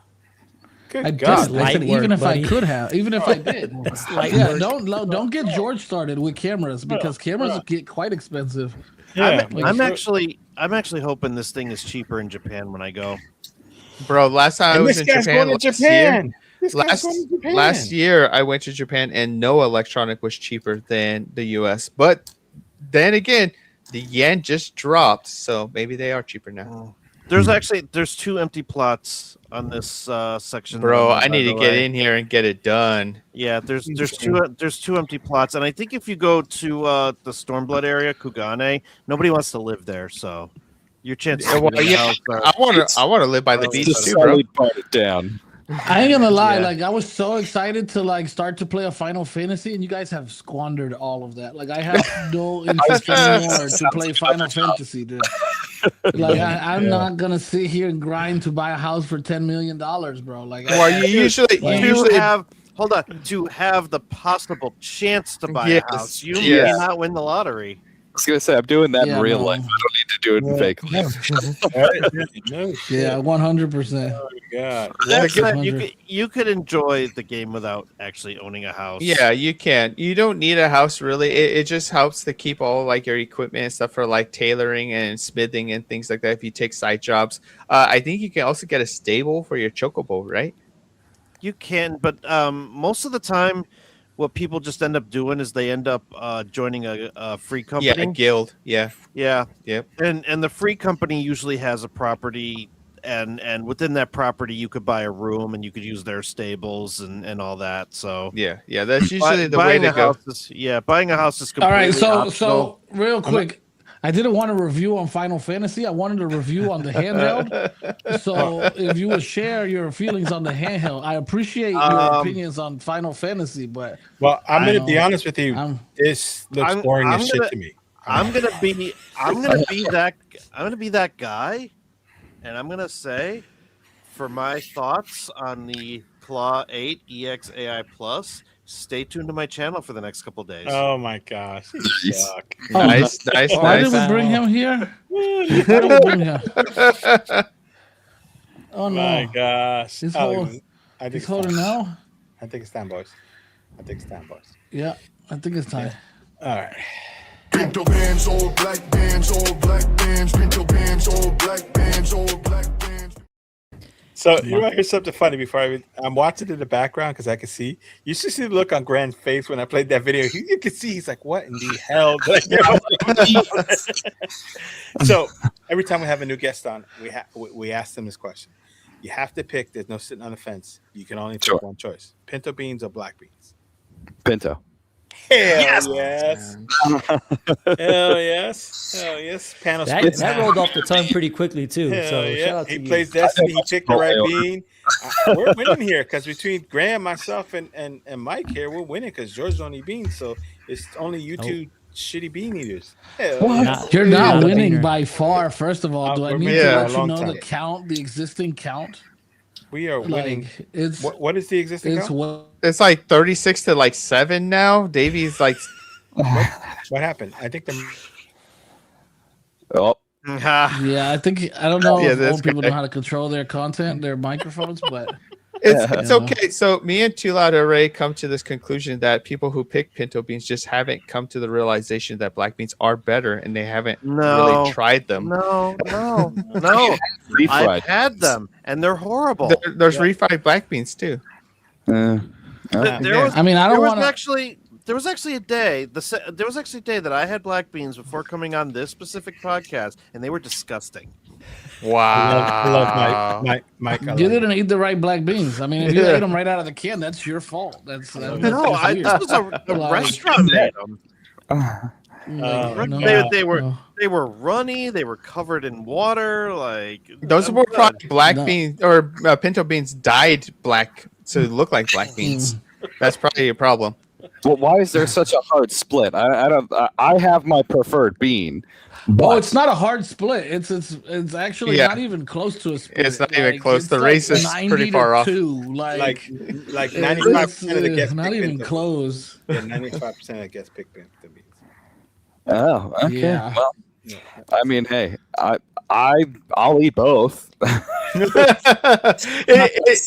eating beans. It's No, something stick that to you your have choice. to change your Stick to your life. Yeah, choice. you don't have to change your Own life it. for anything about it. It's just something that we I'll do. just say on one of Safe them's Day. good enough. They decided that they could actually make a burger out of it, and the other one does. It's a too. Betsy All right, burger. all right, pipe it down, buddy. Pipe it down. A bean burger. I'm just saying, like one of them exists and the other one doesn't. I mean, am I eating it? No, I'm not really. But I mean, one of them was good enough for them to decide to do that. So Oh my gosh, JQ says 7 bean soup. So there's no point to it. We've just been having this argument for like 3 years about. Yeah, it's been a while. It's fantastic. I want more. Mikhailov, what is your favorite piece of tech that's not gaming related? Oh, you hit me. He can't answer that. Here. Okay, Graham. he can't answer that. on Favorite? here. No, I can answer that. Favorite piece. It's of tech something that's not dirty. gaming I related? sense it. I feel it. Oh, yeah, My yeah. spider senses are tingling. Comes I mean- with D batteries. Deep as I mean, I have an answer. It's not registering right now. So maybe I can't answer that question. If it uses D batteries, like Graham said, keep it to yourself. No, it does not. It is not anything like that. I would honestly, probably the radio in my car. The radio. Yeah. Okay. Fair, Okay. Specifically the satellite radio in my car. fair. Mm. And then, all right, Graham. I'm cameras all day. It's my like guilty pleasure on YouTube when I'm not doing this stuff. It's Nice, like nice. that's immediately where I go back to. So I don't know. Also, I don't know who was ragging on the Osmo earlier, the Osmo Pocket 3, but that's what I'm using right now. Is yours? You have That's yours one start feature that streaming. That's one feature that the Luna Ultra doesn't have. It kind of sucks. It's like you cannot use it for a webcam. So That is Yeah, some that's- sort of software. that's update. what I'm using. Insane, right? Are you able to charge while streaming? Yeah, it's just plugged into my PC. It's good. to have go. that conversation after stream, Matt. It's gonna be very long. Let's move along. I have a full, and it won't do it. So it's the oddest thing. George, Oh, I'm I gonna muted run him. with. I muted him. My guilty pleasure is buying No. very expensive Oof. cameras. I have Oh my 3, God. not of these. This is one. Hold on. Hold on. My boy pulled out a bazooka and called it a I camera. could see your soul with this one. For real. But this is my work Doing camera. exams. I love it. Very nice. This is my guilty pleasure. That's not Yeah. gaming related. Can you see through your neighbor's wall with that? Like, For real. You know what? I'm gonna be I feel honest like with you. that When thing has I'm like X-ray vision. when I'm going to the track and I'm coming back and I'm like lugging around some of my camera gear, I kind of feel self-conscious. I'm like, I don't want my neighbors to think that I can like look into their windows with it, because I honestly could if I wanted to. But I make sure I'm like real quick in and out, because I don't want to be that guy in my neighborhood. But I can see down my street with that lens for sure. Say hello to my little friend. Yeah. As long as it's not a telescope, you're good. Imagine walking into your house and you're like, nah, I'm just looking at the moon. Don't worry about it. Man, dude, I'd be driving people nuts, dude. I'd be coming out with that thing, be loading it. Yeah, I'd be loading it in my car, and my neighbor come out like, hey, I'm like, you might want to get that checked. And I just get in my car and just start driving. Dude, it was actually funny because when that last lunar eclipse happened, was it lunar or was it a solar eclipse that happened like a few years ago? I was the only guy in my neighborhood with that big old camera pointing it at the sun, hoping that it didn't fry my sensor. And I got some pretty cool footage with that. I put it into. I pointed the GoPro at the sky and then pointed the lens into the GoPro, and then did it that way. Okay, so you were smarter. You were thinking. I was like, I'll fry that one. That's okay. Burn the cheaper one. Get the other one. Yeah, too loud. He didn't say it. Favorite that's that's fine. not a handheld. I would have to That's say not gaming related at all. Like I almost said my laptop, but I can't say that. Cars. Mm, Good answer. I feel like Family Feud. Good answer. very nice. Lee? So it's. I'll say it's tech related, because I deal with enough cars to know that some of them are very tech heavy. But That's not game related though. yeah. I mean, unless you're in a Tesla, then you can play like games in there. Yeah. Favorite tech that's not video game related, Lee. Yeah, I got one. But I mean, we already know what yours is, so can we skip you or? That's why I'm asking you. He skipped himself, Lee. Come on. Douche. So for me, it's definitely gonna be kitchen items, and I don't know which one's better, my air Gadgets? fryer or my slushy maker. Oh so man, my- air fryer's pretty. Yeah. Air fryer's pretty got a pretty strong Keurig. case with it. Yeah, Bro. they're both really tough. But if I had to think about which one I use more, it's the air fryer. So I'm gonna go with my air fryer. Air fryers are pretty clutch, dude. Like, Yeah. who needs a microwave when you have an air fryer? But Oh, it makes obviously you everything can't- better. Yeah, Makes I everything mean, better. You can't put soup in an air fryer, but maybe Lee can. Fair. Yeah. Why not? Why not? Air fryer. Just cover it with some aluminum foil, rubber band it, heat it up. Lee will figure it out. Yeah. Fair enough. Matt, What? come on, I have a guess as to what yours is. Everybody knows what it is. If they The only watch like person that Safe doesn't State, know, the only person that doesn't know is Graham. It's 3D printer. It's my 3D Yeah. printer. Okay, Yeah. I think we've been through this. I thought you were before, gonna say the man. Zuckerberg. Let's not break that down. Let's move along. Let's move along. Well, if we're being fair, Alex and I were going over one of our other hobbies that's not YouTube friendly. But we'll leave that one for another day. You guys got to pay for that. Yeah, let's not. Let's not. I mean, at this point, we should probably think about starting a Patreon to cover all the inappropriate shit you guys talk about. I know you're not Okay. talking. We're not. You know what? You better start a Patreon before we start Okay. divulging some of the other conversations that happen. pressure cooker. Actually, Matt, it depends. let's pivot before this turns dark. I know you wanted to talk about that GKD because actually you didn't like our take on it last week. So Oh, okay. You want to do that? Okay, we could do that. Well, no, I didn't like your take. It Yeah. was just a little bit. It was so It has a 3576 in it, and for you guys talking about the chipset in it, and here's the thing about that device: it is metal from top to bottom. The D-pad's metal, Mhm. the sticks are metal, the buttons are metal, and it has the same screen as the analog pocket. So it's got a 1920 by is 1920 and 1920 by 1440 screen in it. It has the highest resolution screen in a handheld you can find. So it's insane, and you can get it for Keep Retro, which this stuff's a little more pricey. It's like $150, but I'm getting one. I think that thing is so dope. I mean, I can't wait to get my hands on it just for that screen, a 3.5-inch screen with the higher resolution. I have no idea. I'm probably gonna buy it and it's gonna sit there and be shelf candy, but I'm excited for it. And which device is this again? GKD G350H Ultra. I don't know what the hell they thought of with that name, but yeah, that's the name. Yeah, it's a Game Kitty, and it's the 350H, which is one that they made in early 2000. Yeah. And They have the original G350H over there. yeah. So they made it. I think they made the original like in 2010, 2012, something like that. And this is just the ultra variant of it. Mm-hmm. So, and this is like, it's all metal, like all aluminum. So Yeah. funny, good segue, Alex, because they also last year they announced a device called the GKD Little, and I was excited about it. And they've since changed the name. It's actually called the is that U or Yao Y1? It's a 3x2 device, and it's got TMR sticks in it. The screen it's a 4.5-inch screen. It's the same screen that was on the original KTR1. So it's going to be a huge chunk in 3x2 aspect ratio device. They're saying it's going to be more premium. They haven't announced the chipset yet, and they've been talking about this for a while. But it's going to have a 6,000 milliamp hour battery. I'm like, good God, this thing's going to be huge. So Yeah. I think it's pretty exciting too with all the GBA devices we've been seeing. I'm really excited for it. Not me, you.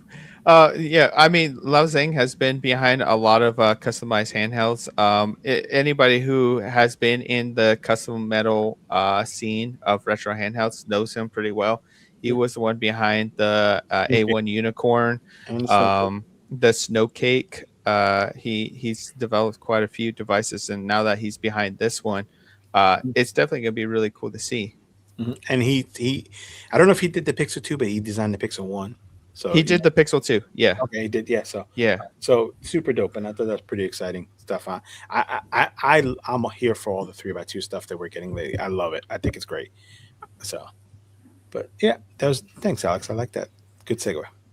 No worries, no worries. I actually want to switch over to a topic that I thought would be really, really fascinating, especially because Graham, he does like crazy stuff sometimes on the channel. And let me pull that. Are you bringing it up? Yes. I wanted to talk about like modding handhelds and see like where everybody goes with this type of stuff, or their mind, like what type of mods people find interesting. Because my buddy, I said I wasn't going to shout him out, but I'll still give him the credit. My buddy Green Protagonist actually shared with me earlier a display that was made for a Raspberry Pi, but people are using it as a secondary display for their x86 handhelds or their PC handhelds, and like making it into like a DS, and it's 120 hertz, 1080p, and I was looking at that screen and I was like, dude, that's pretty sick, especially because a lot of people tried to do it with like the Retroid DS screen, but we're having issues on certain devices with that display. But this one here, from the reviews on Amazon, seems that people have it working and working well. So for me, like, I think that is a cool mod for x86 devices. And yeah, Matt was getting that pulled up here for us. And dude, it's been to me like, cool. What type of mods do you guys think are cool for handheld PCs? Like, what do you guys think is missing from this market as far as accessorizing our handheld PCs, or what type of mods are you guys into for your handheld PCs? And I'm just curious. I have one.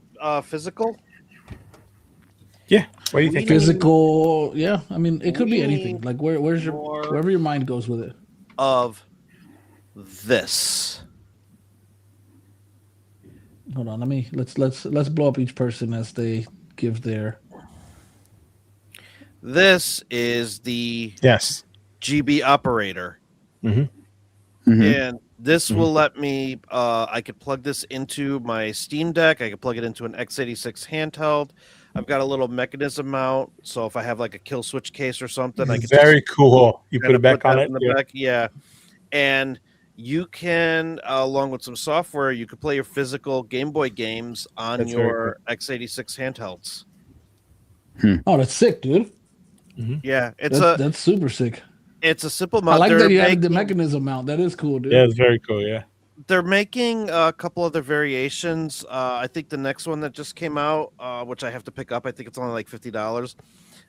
This is the GB operator. The next one was the SN operator, which was for Super Nintendo carts. So does the G curious because I haven't had one of these. Does the GB operator work with GB, GBC, and GBA? Yes, it does. Oh, cool. And the nice thing about it is the software. I actually used it recently with this thing right here. I got a couple of empty Game Boy boards, and I took this copy of Tetris. I took the original board out. I put the writable board in, and I stuck it into the GB operator, plugged it into my PC, and I wrote the ROM hack Rosie Retrospection onto the board that's inside here. So now it looks on the outside like a physical Tetris cart because it's a Tetris cart. But when you put it in to a Game Boy system, it's gonna pop up Tetris and all that. But it's gonna be it's gonna have all the modern Tetris quality of life stuff. That's super cool, dude. Dude, I like That's those super cool. so much, man, because you can do so much with those GB operators. Like you can even transfer save states from your cartridges to your like like episodes of save state or like well, yeah, if you wanted to save some of those and watch them in 16-bit. These are the Ferrante carts. These are just blank boards that you can write Game Boy carts to up to 64 KB. So there's certain Game Boy Color's not going to work. These are mostly for like the old school. That's super cool though, because then that means I can add like my ROM hack or something to a physical cart. Yeah. Okay. It's mostly what people do, like when you go to conventions and you see all those repro carts out there. Like I have a repro cart of Pokemon Unbound, and they literally got one of these writable boards, and they just made a custom shelf for it, and it works. Yeah, I like when they do that with ROM hacks. Yeah, and like the case and everything too. Yeah, I like when they do the full like it's an actual game you're buying. Yeah, I think that was a really unique suggestion, dude. So that's really cool. Cool. A good one. Really cool. It's gonna. And I love that. I always wonder about when because we actually just went to one of those conventions 2 weekends ago, and it was just people just selling. It was the whole thing was Pokemon cards and old cartridges and carts and stuff like that, and it was custom ones. And yeah, that's very cool. I'm glad you explained that. I'm so out of the loop with this stuff. So Selfish says you can actually make movies into ROM files and for the GBA and load them up. Like that's pretty cool, dude. Cool. The GBA actually had a moment where they actually would sell carts that had like movies, cartoons and movies on them. So there was actually a time where you would buy a Game Boy cart and it would have 2 episodes of Pokemon on it, and you'd be able to watch those 2 episodes on your Game Boy, or you'd have like an episode of SpongeBob and an episode of Fairly Odd Parents. They had a couple of different. That's really cool. So I thought the PSP with there. the UMDs was the first one to do that. Like that's cool that GBA was. I think they were I think PSP was the first, but GBA definitely tried it with GBA as well. Because I remember. On a long trip, I was older. I was in college, but I do remember on a trip sitting in the back seat, I legit popped one of those carts in, put some headphones on, and I watched like 2 episodes of Pokemon. Heck yeah. Okay, so we're gonna move around this round table here, and not to put you in the hot seat, Graham, but I know you like tinkering. So I mean, I don't really remember the question at this point, but I have a few ideas for mods for handhelds. That's basically the question. I was like, I keep having this idea in my head where, So right there, that's an Intel NUC I have. And I keep thinking to myself, I'm like, I also keep seeing this Xenon Edge monitor I have from Corsair in my computer case, and I'm like, I want to glue them together, and I want to make this like insanely wide handheld. But then nuts.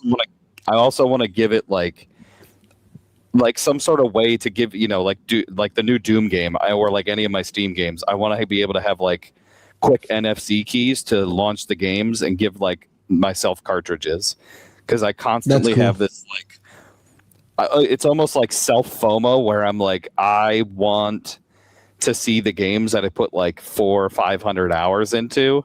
I want to see some sort of reminder. Like I have a Destiny flag like over there with all my raid pins on it, but that's like the only thing I've gotten from a video game. You have like, you have day one pins from raids?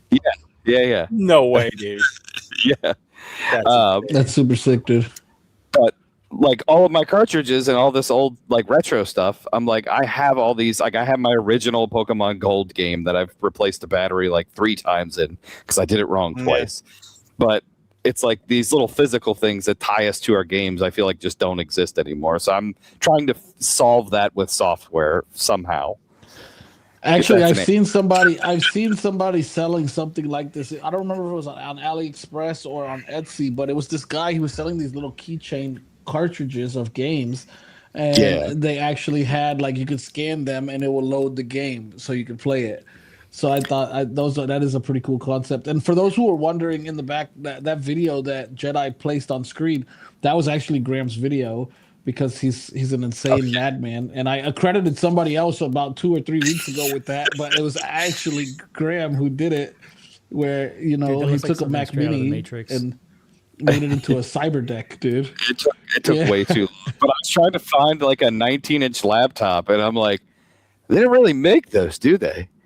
And I was like, I have a Mac Mini and like a 19-inch like portable monitor, and it takes one cable to turn on and power. So I was like, I just put some CAD stuff together and see how many things we could cram into it until it's too big to carry. My gosh, dude, that thing is insane. How long did the project take? The project from I only gave myself like 2 weeks to actually do it, but I think it took me like 2 months to plan it, because I had the monitor people reach out to me, and like I tried to get as many parts for free as I could because it was expensive. There was like a lot of just like miscellaneous things that cost like, $60 to $80. Like I put a portable router in there too. So like when you go anywhere, you can hook in the back of one of the back ports into another person's router, and then you got your own Wi-Fi wherever you go.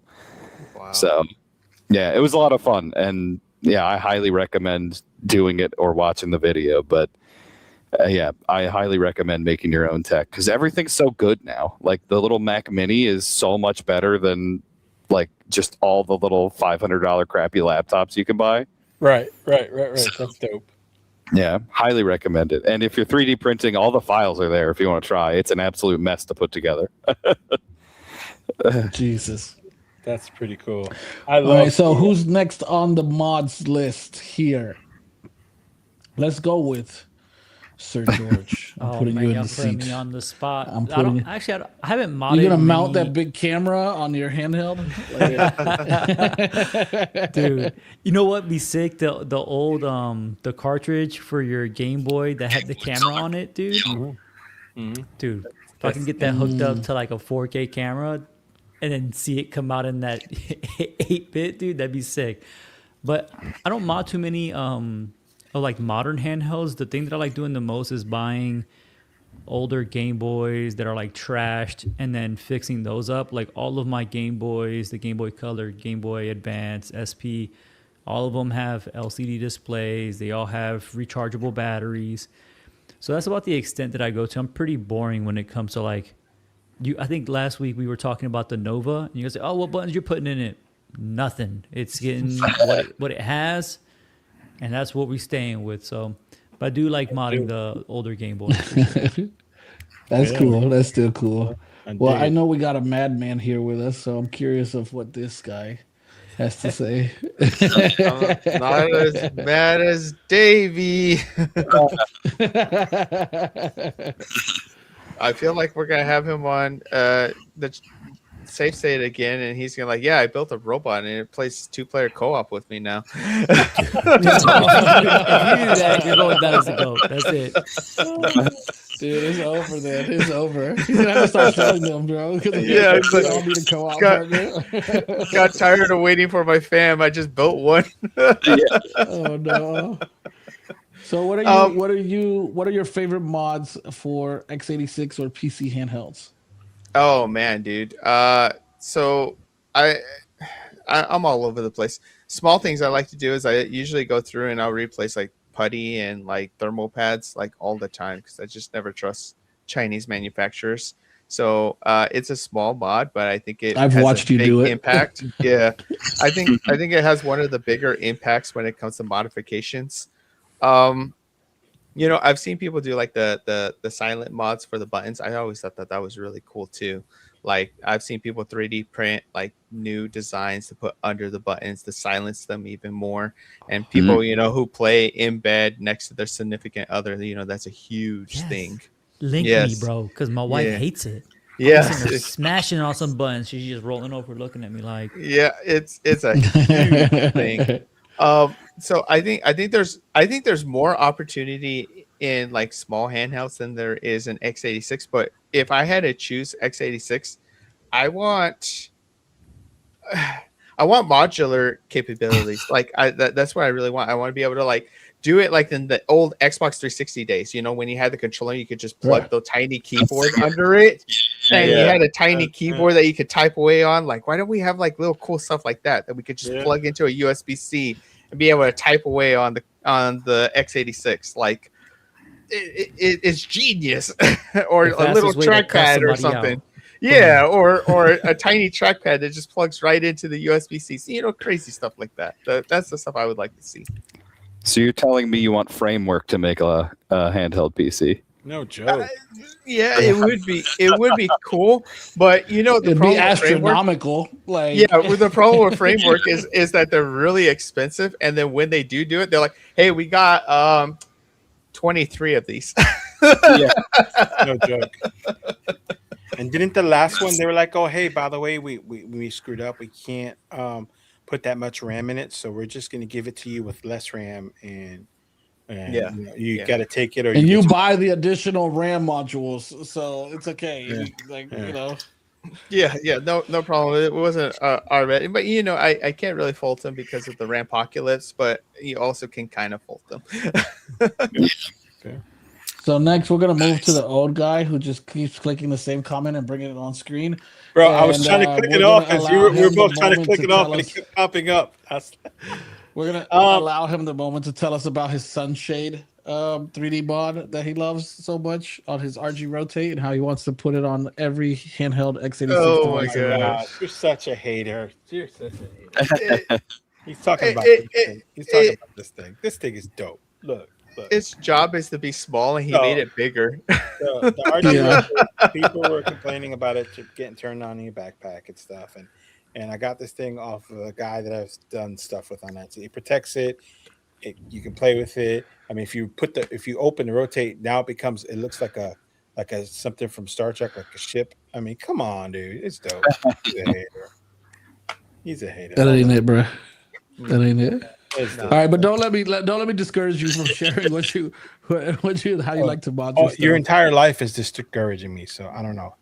That's okay. It's okay. You didn't have to be. PC handhelds, it's more of the same with me. It's it's hard drive upgrades. I'll print buttons or D-pads. I actually am working on a project, and I'll get it eventually where I'm doing the white Xbox Ally and I'm going to swap out all the buttons and the D-pad and all that stuff. And it's a project that I'm working on, that kind of stuff. I don't, if I'm being honest, other than the hard drive upgrades, I don't mess with the PC handhelds too much. I don't know if I'm happy with the way they are. What a letdown.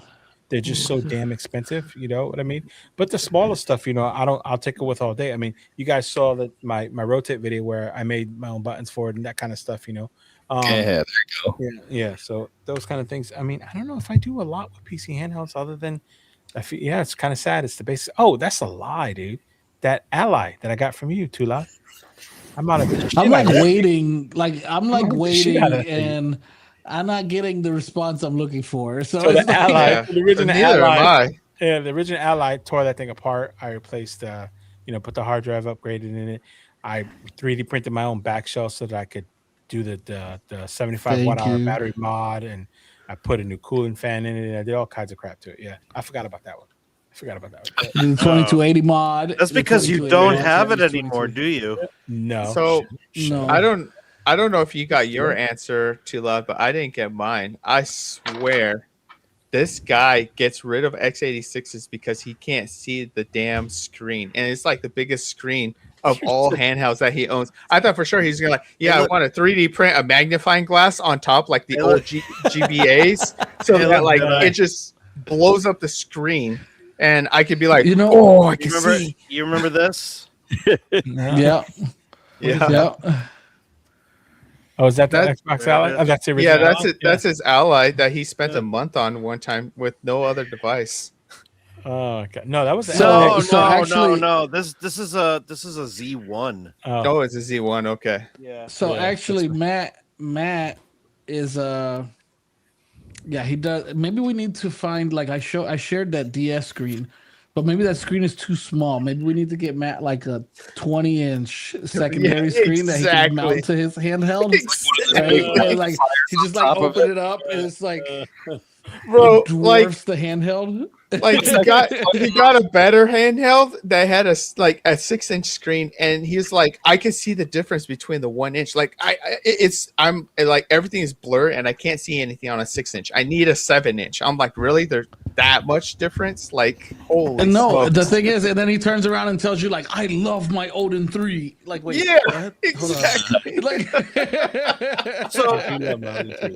Do you guys know those steampunk type shows where usually there'll be somebody with glasses and then they'll have like the different lenses that kind of just arch over each other? Yeah. And this lens gets smaller and it creates a magnifying effect. That's what he uses to play his handhelds on. Dude, that's so perfect. Yeah, that is so perfect. I'm still waiting for the day when Jedi starts getting into curving glass so that he can make a magnifying glass and 3D print it onto his handhelds. Okay. Dude, that would be legendary. It'll probably be stained too. Like, be stained in different areas. Like, so really quick, I'm going to share my favorite mods for handhelds really quick. Actually, so I really like to do the stick swap with the handheld DIY, like tighter joysticks modules. So I like that because, like I said earlier, I like to play first person shooters. So that's a good one for me. Also skins. I think I look at skins as a mod. Oh, I forgot about that. Yeah, hell yeah. I do like to skin them. D-brand is amazing, right? Like who doesn't have good things to say about them and the quality of their skin. Also too, the kill switch. Like I like to put the kill switches on there, and that's a huge thing for me. And it's kind of like I kind of sad every time like I fall in love with one of these boutique handhelds because I know like, oh, we're never gonna get a kill switch for this thing, you know, because they're so good. And also there's a mod that I really like that people are doing now, and they're actually taking the I can't stand you guys, dude. They're actually making 3D printable D-pad mods that have magnets in them so that you could use the Xbox Elite face D-pad face for it. And I think that's an amazing mod for handheld PCs. That's one of the mods I have on mine that I'm doing. Yeah. Yep. So and it's those are so some of the mods. Yeah, those are some of the mods I think are really cool. Because I mean it's a small space to work in. There's not a lot for you to do in there. And I think skin quality matters, Davey G. Thank you. Only thing I can think of. Your lotion. You don't want to get sunburned. Dude, only thing I can think of it puts the lotion on its skin. It's the only thing I can think of now. No, I think that guys. definitely counts as a modification though, because anything you do to make it not OEM counts in my book. I agree. Yeah, okay, well. And I've also seen a lot of people recently. like our friend Nelly at Handhelds United, or her channel is Gaming Repair. She loves to put these skins. I mean, not skins. These grips. Like these grip skins. Yeah. And she swears by them. She really loves them. I actually got to hold her Apex when we were traveling together, and it feels really good to hold on to that. Like, it gives you just like that much more traction holding the device. And the other thing about it that's really cool is the ones that she happens to find, I think she gets them on AliExpress, is that they're actual full skins. So you have the grip across the whole device. But I know other people are taking like those gator skins and things like that and cutting them to fit around the grips. But I think that's a cool mod too. Yeah, I think Golden Pro said that he likes doing that too. I think in terms of lizard modding, skins. Thank you, Clef. Thank you, Yeah, Clef. Shout I out think- to Clef at Game Tech Talk. Yes, I think man? people like the mod just to be unique also, and I think that that's another plus. Like buying 2 handhelds so you can make one. I think some other people know about that over here. You know what, guys? Back when, okay. okay. Check out. Made him check out. All right. Did everybody go? Everybody answer? yeah, I think so. Yeah, everybody answered. Everybody answered. Yeah. Let's hit this real quick. Those are cool. So I'm curious if anybody in the chat has some cool mods that we didn't name. Yeah, tell us about would you like that. to share with Yeah. us? That's a great topic, man. Because we all. I don't know if there's any one of us that like we're all. Yeah, I two-tone. mean, for those of you that are new to watching it because you came with Dave and stuff like that, we're all buddies outside of this, right? We're all really tight knit group. We hang out when we can. You know, we live all over the country, but we hang out when we can. And this is all stuff we do. This is all like in our wheelhouse to do this kind of shit. So it's like fun to hear that and hear from the group and the community stuff. So tell us, give us ideas on stupid shit to waste money on, please. Yeah, we like wasting money. Not that we need the excuse. Yeah, no shit. So here, No, I have dad logic now. So For mods, a favorite what? color scheme for mods. I personally have been trying the clear with white buttons for like every retro handheld I can find. I went through the white face for a while. Whiting out the whole entire device. And I think even like all black has been really popular too. Lately, I've been more into like transparent colors, but I feel like they always get the colors wrong. I just want really like electrifying colors, like super neon. Oh man, black and red. Yeah, black and red. Yeah, that's a popular one too. Yeah. Dude. is your F1 Pro nearby, or is it upstairs? It's over here. Dude, like That I love thing's when insane. companies That thing's do insane. things like this right here, dude. Yeah, I Where's- wish there where's this were guy at? more collabs. Yeah, that would be amazing. Truthfully, collabs would be Yeah. great. Yeah. Oh, Yeah, you still because have that's that. sick. The design company doesn't know how to color something. There are Yeah. so many cool like things like this where you have like somebody actually took the time and be like, hey, engineers, this is what a color palette is. Here's how you should Yeah. put the buttons. Yeah, no joke, man. And Yeah, where's so- the purple Evangelion 1X? That one is I have that. way. I have Yeah. that one.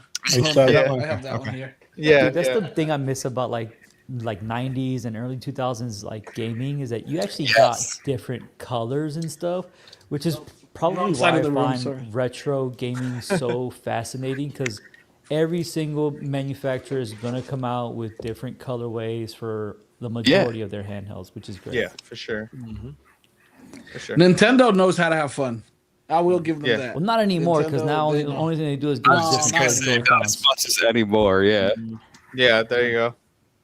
Yeah, so like stuff like that where you can give because majority of people aren't gonna like paint their devices or anything like that, but maybe just like kind of like what Retroid's doing where they're selling buttons and stuff with the devices. Like you don't need to buy them, but if you want to customize yours, here you go. Yeah, I think one of the most customizable x86s out there is the Steam Deck. Still, I've seen it in so many colors, so many variations. dude. Yeah, It's it's Extreme insane. Rate. Yeah. Yeah, Extreme Rate actually makes a ton of different shells and not just shells, but just modifications. Like Yeah. they have like the clicky button mod, like the mechanical switches mod. They have RGB lighting for you could light it all up from the internals. Just different shell swaps, a ton of stuff. I feel like Davey's gonna flex on us now. So yeah, he's about to. Let's see. He's And about it's to. Look at Yeah, one. see? Oh yeah, hold on. Here we go. That's Oh, look at That's that. fire. Look at that. See, that's modded, bro. Like, So, yeah, like- you know. And you got like clicky buttons, and you're able to change everything out. And like, I don't know why. Like, this is the coolest thing that Valve has done is just let the people cook. And exactly. How challenging is it? How challenging is it to do that? Because I heard that I didn't try it because the screen is a nightmare to swap. Is that true? It's like repairing a phone screen. There's just so much glue, and you got to be really, really gentle with it. So, like, I have a heat gun, and I did a short. Yeah, like you need a heat gun. Get a bunch of guitar picks if you don't heat have gun them, is your friend, bro. and just go around it. Yeah. Well, now you got to be careful. That's $800. Your Yeah, it's really expensive now. Third one I've done too. So it's like I gave one to my brother, and then I just did this one because you can pick up. I picked up a broken one with a broken screen to get it for cheaper, and then swapped all the parts out. That's sick, dude. Nice. I love the Steam Decks that are modeled like Very that. nice, very nice. So, From the answer to your Grinding. question, that color that he just had, the purple with the neon green, those are my chosen colors for any mods if I can make it. Nice. Yeah, those are my favorite for handhelds. Yeah, I like David was saying. I wish other companies would do it, but I understand it. The boutique companies are trying to keep all of their designs as secretive as possible. You know, they don't want people recreating shells and things like that. So I get it, but it's also kind of sad that we could have so many variations like Steam Deck does. It would be really cool. Hell yeah. Yeah. The shell without I have the guts is nothing though. Yeah. They guard that stuff like crazy in China, man. And like the shells, the buttons, the components, everything. They don't want none of that leaking. Like they just, it's what makes them. So, and they just don't want it reproduced because they knew so when it leaks, 12 other companies are making the same thing. But I mean, when you buy one, can't you just tear it apart and? You definitely can, but you would have to 3D scan that down. You would have to get the components right. You'd have to get all of the screw holes correct. And so, like, is anyone gonna sit there and take the time to make a CAD design of the shell so that it can be mass produced? So here we have Davey, who just built an entire PC. NASA Space Launch Center. Yeah, Dude, it literally looks like it came straight out of the Nebuchadnezzar. But you got to understand what Davey does is different than what we're talking about. Davey innovated on product on technology that was already there. We're talking about reverse engineering stuff. I'm pretty sure if Davey wanted to, he could pull the guts out of that Steam Deck and put it in a brand new shell that had nothing to do with the Steam Deck shape. I did have an idea for that. Boom! Look at that. The man is. I couldn't get around the PD problems, but I tried to put it into like a credit card size case because the Steam Deck's PCB is like that big. And I was like, oh, you could have a portable, like pocket-sized Steam Deck, but that's a different video. Someone did it, right? They did the Vert Steam Deck. Someone modded one into a vertical handheld. I did see that. I don't think they could get rid of the battery, though. I think that was the problem, right? They still needed the super fat. Yeah, it's super fat. I tried to get rid of the battery so many times. I even tried different operating systems, but yeah, that project's in the back burner. What are we looking at? Actually, this is something that Michaela wanted to talk about, so I brought that on screen. I found it really interesting. So, if Michaela wants to take off with this and the importance of why it matters. So, Pokemon Bank is a 3DS app that used to be subscription based, that it's now free, that allowed you to transfer all of your caught Pokemon up to the modern Switch games, Pokemon Home. And now they are finally, as of February 26, 2027, they are sunsetting that service, which means that for the first time since Gen 3, which was Ruby, Sapphire, Emerald, Fire Red, Leaf Green, Coliseum, and Pokemon XD on the GameCube, you will no longer be able to send your Pokemon up from the 3DS to modern games on the Switch.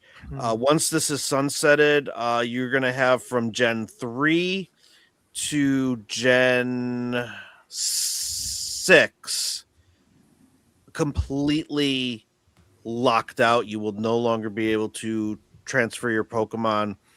I think this kind of sucks because there's still an entire community out there that still plays these games, and there used to be a whole conversation where we are now at a point in our lives where we can now take Pokemon that we raised and trained as kids when we were kids ourselves, and we can give those Pokemon to our kids and let them play them in the modern games. And once the service goes away, we are not going to be able to do that anymore. Which means that there's a specific Mew that you can get in Red and Blue through a glitch. Yeah. And Red and Blue were re-released on the 3DS, and that did have Pokemon Bank support. So you could do that, and then when it transferred up to Sword and Shield, it was shiny. Wow. Yeah. Oh my God. Is this a missing number? What's that? Is this missing number for Red and Blue? No. It was something called the 8F glitch. Okay. And when you successfully did the glitch, a wild Mew came up and you could catch it. Wow. Yep. It was a level 10 wild Mew. Yep. Yeah, and really? then if you caught it on the virtual console version of Pokemon Red or Blue, then when it transferred up to a later gen, it was shiny, and it was like the only way you could get a shiny Mew for a long time. And that's wild. And like so now, like me personally, I'm at a point where like I want to just like gather up any old Pokemon that I have sitting in my own games or only those old save files, and I want to get them up into home like soon, because when my kid is old enough to want to play these games, I literally want to pass them down, and it's not going to be a reality anymore. Nintendo's literally locking out an entire generation of Pokemon from being able to be played in modern games. Maybe not so important, because in the grand scheme of things, who in 2026 is playing Pokemon Black Sapphire, or Ruby? White or Sapphire Ruby? My got some thought process is that they're gearing up to like re-release those on the Switch. And I don't think, except I think there are going to be some exceptions, but I don't think that there are Pokemon that you can't get in modern games anymore with all the Switch releases that they've had. So for like modern gamers, this is probably going to be a non-issue. It's us retro variants enthusiasts, though, right? Like yeah. there's variants of those Pokemon that they won't be like you said, like the shiny Mews, or like certain, like when you sent me this, it made me immediately think like to myself, like, holy crap, because I did not exactly what you said, because I haven't passed them on to the kids yet, because I'm selfish and I love my Pokemon and they're mine.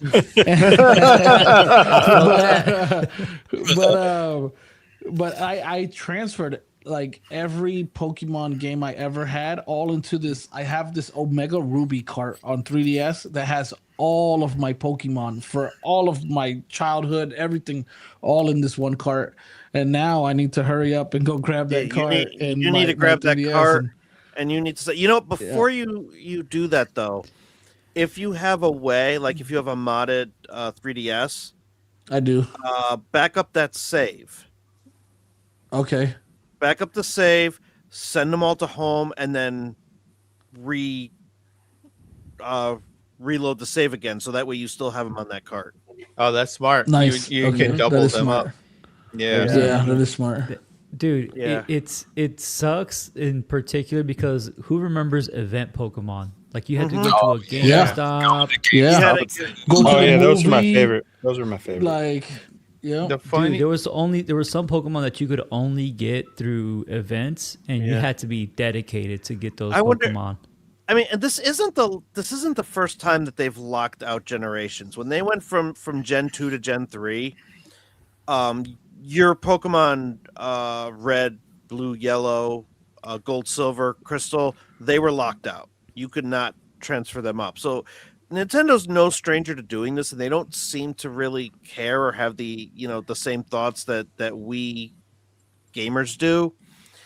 I remember I worked at a Toys R Us, and I was in charge of the first ever Mew distribution. Mm-hmm. And what they actually did, this was insane. They sent a Game Boy. Yep. Nintendo did. They sent a Game Boy with a Pokemon Blue cart that had a save, and that save had a party of 6 Mews, all the same level, and then it had every single box filled with just Mews. It was a unique Holy cart. Crap. I didn't get to keep it. What we had to do was we had a table set up in the front of Toys R Us, and we scheduled the distribution, and when it happened, we're talking lines of parents with their kids and their Game Boys just at the door, and I'm sitting at this table with this Game Boy looking to with a link cable looking to send these Mews to all of them to your personal cart. Oh, yeah. God. And so there was this one worker. First of all, I was in charge of him. He was not in charge of me.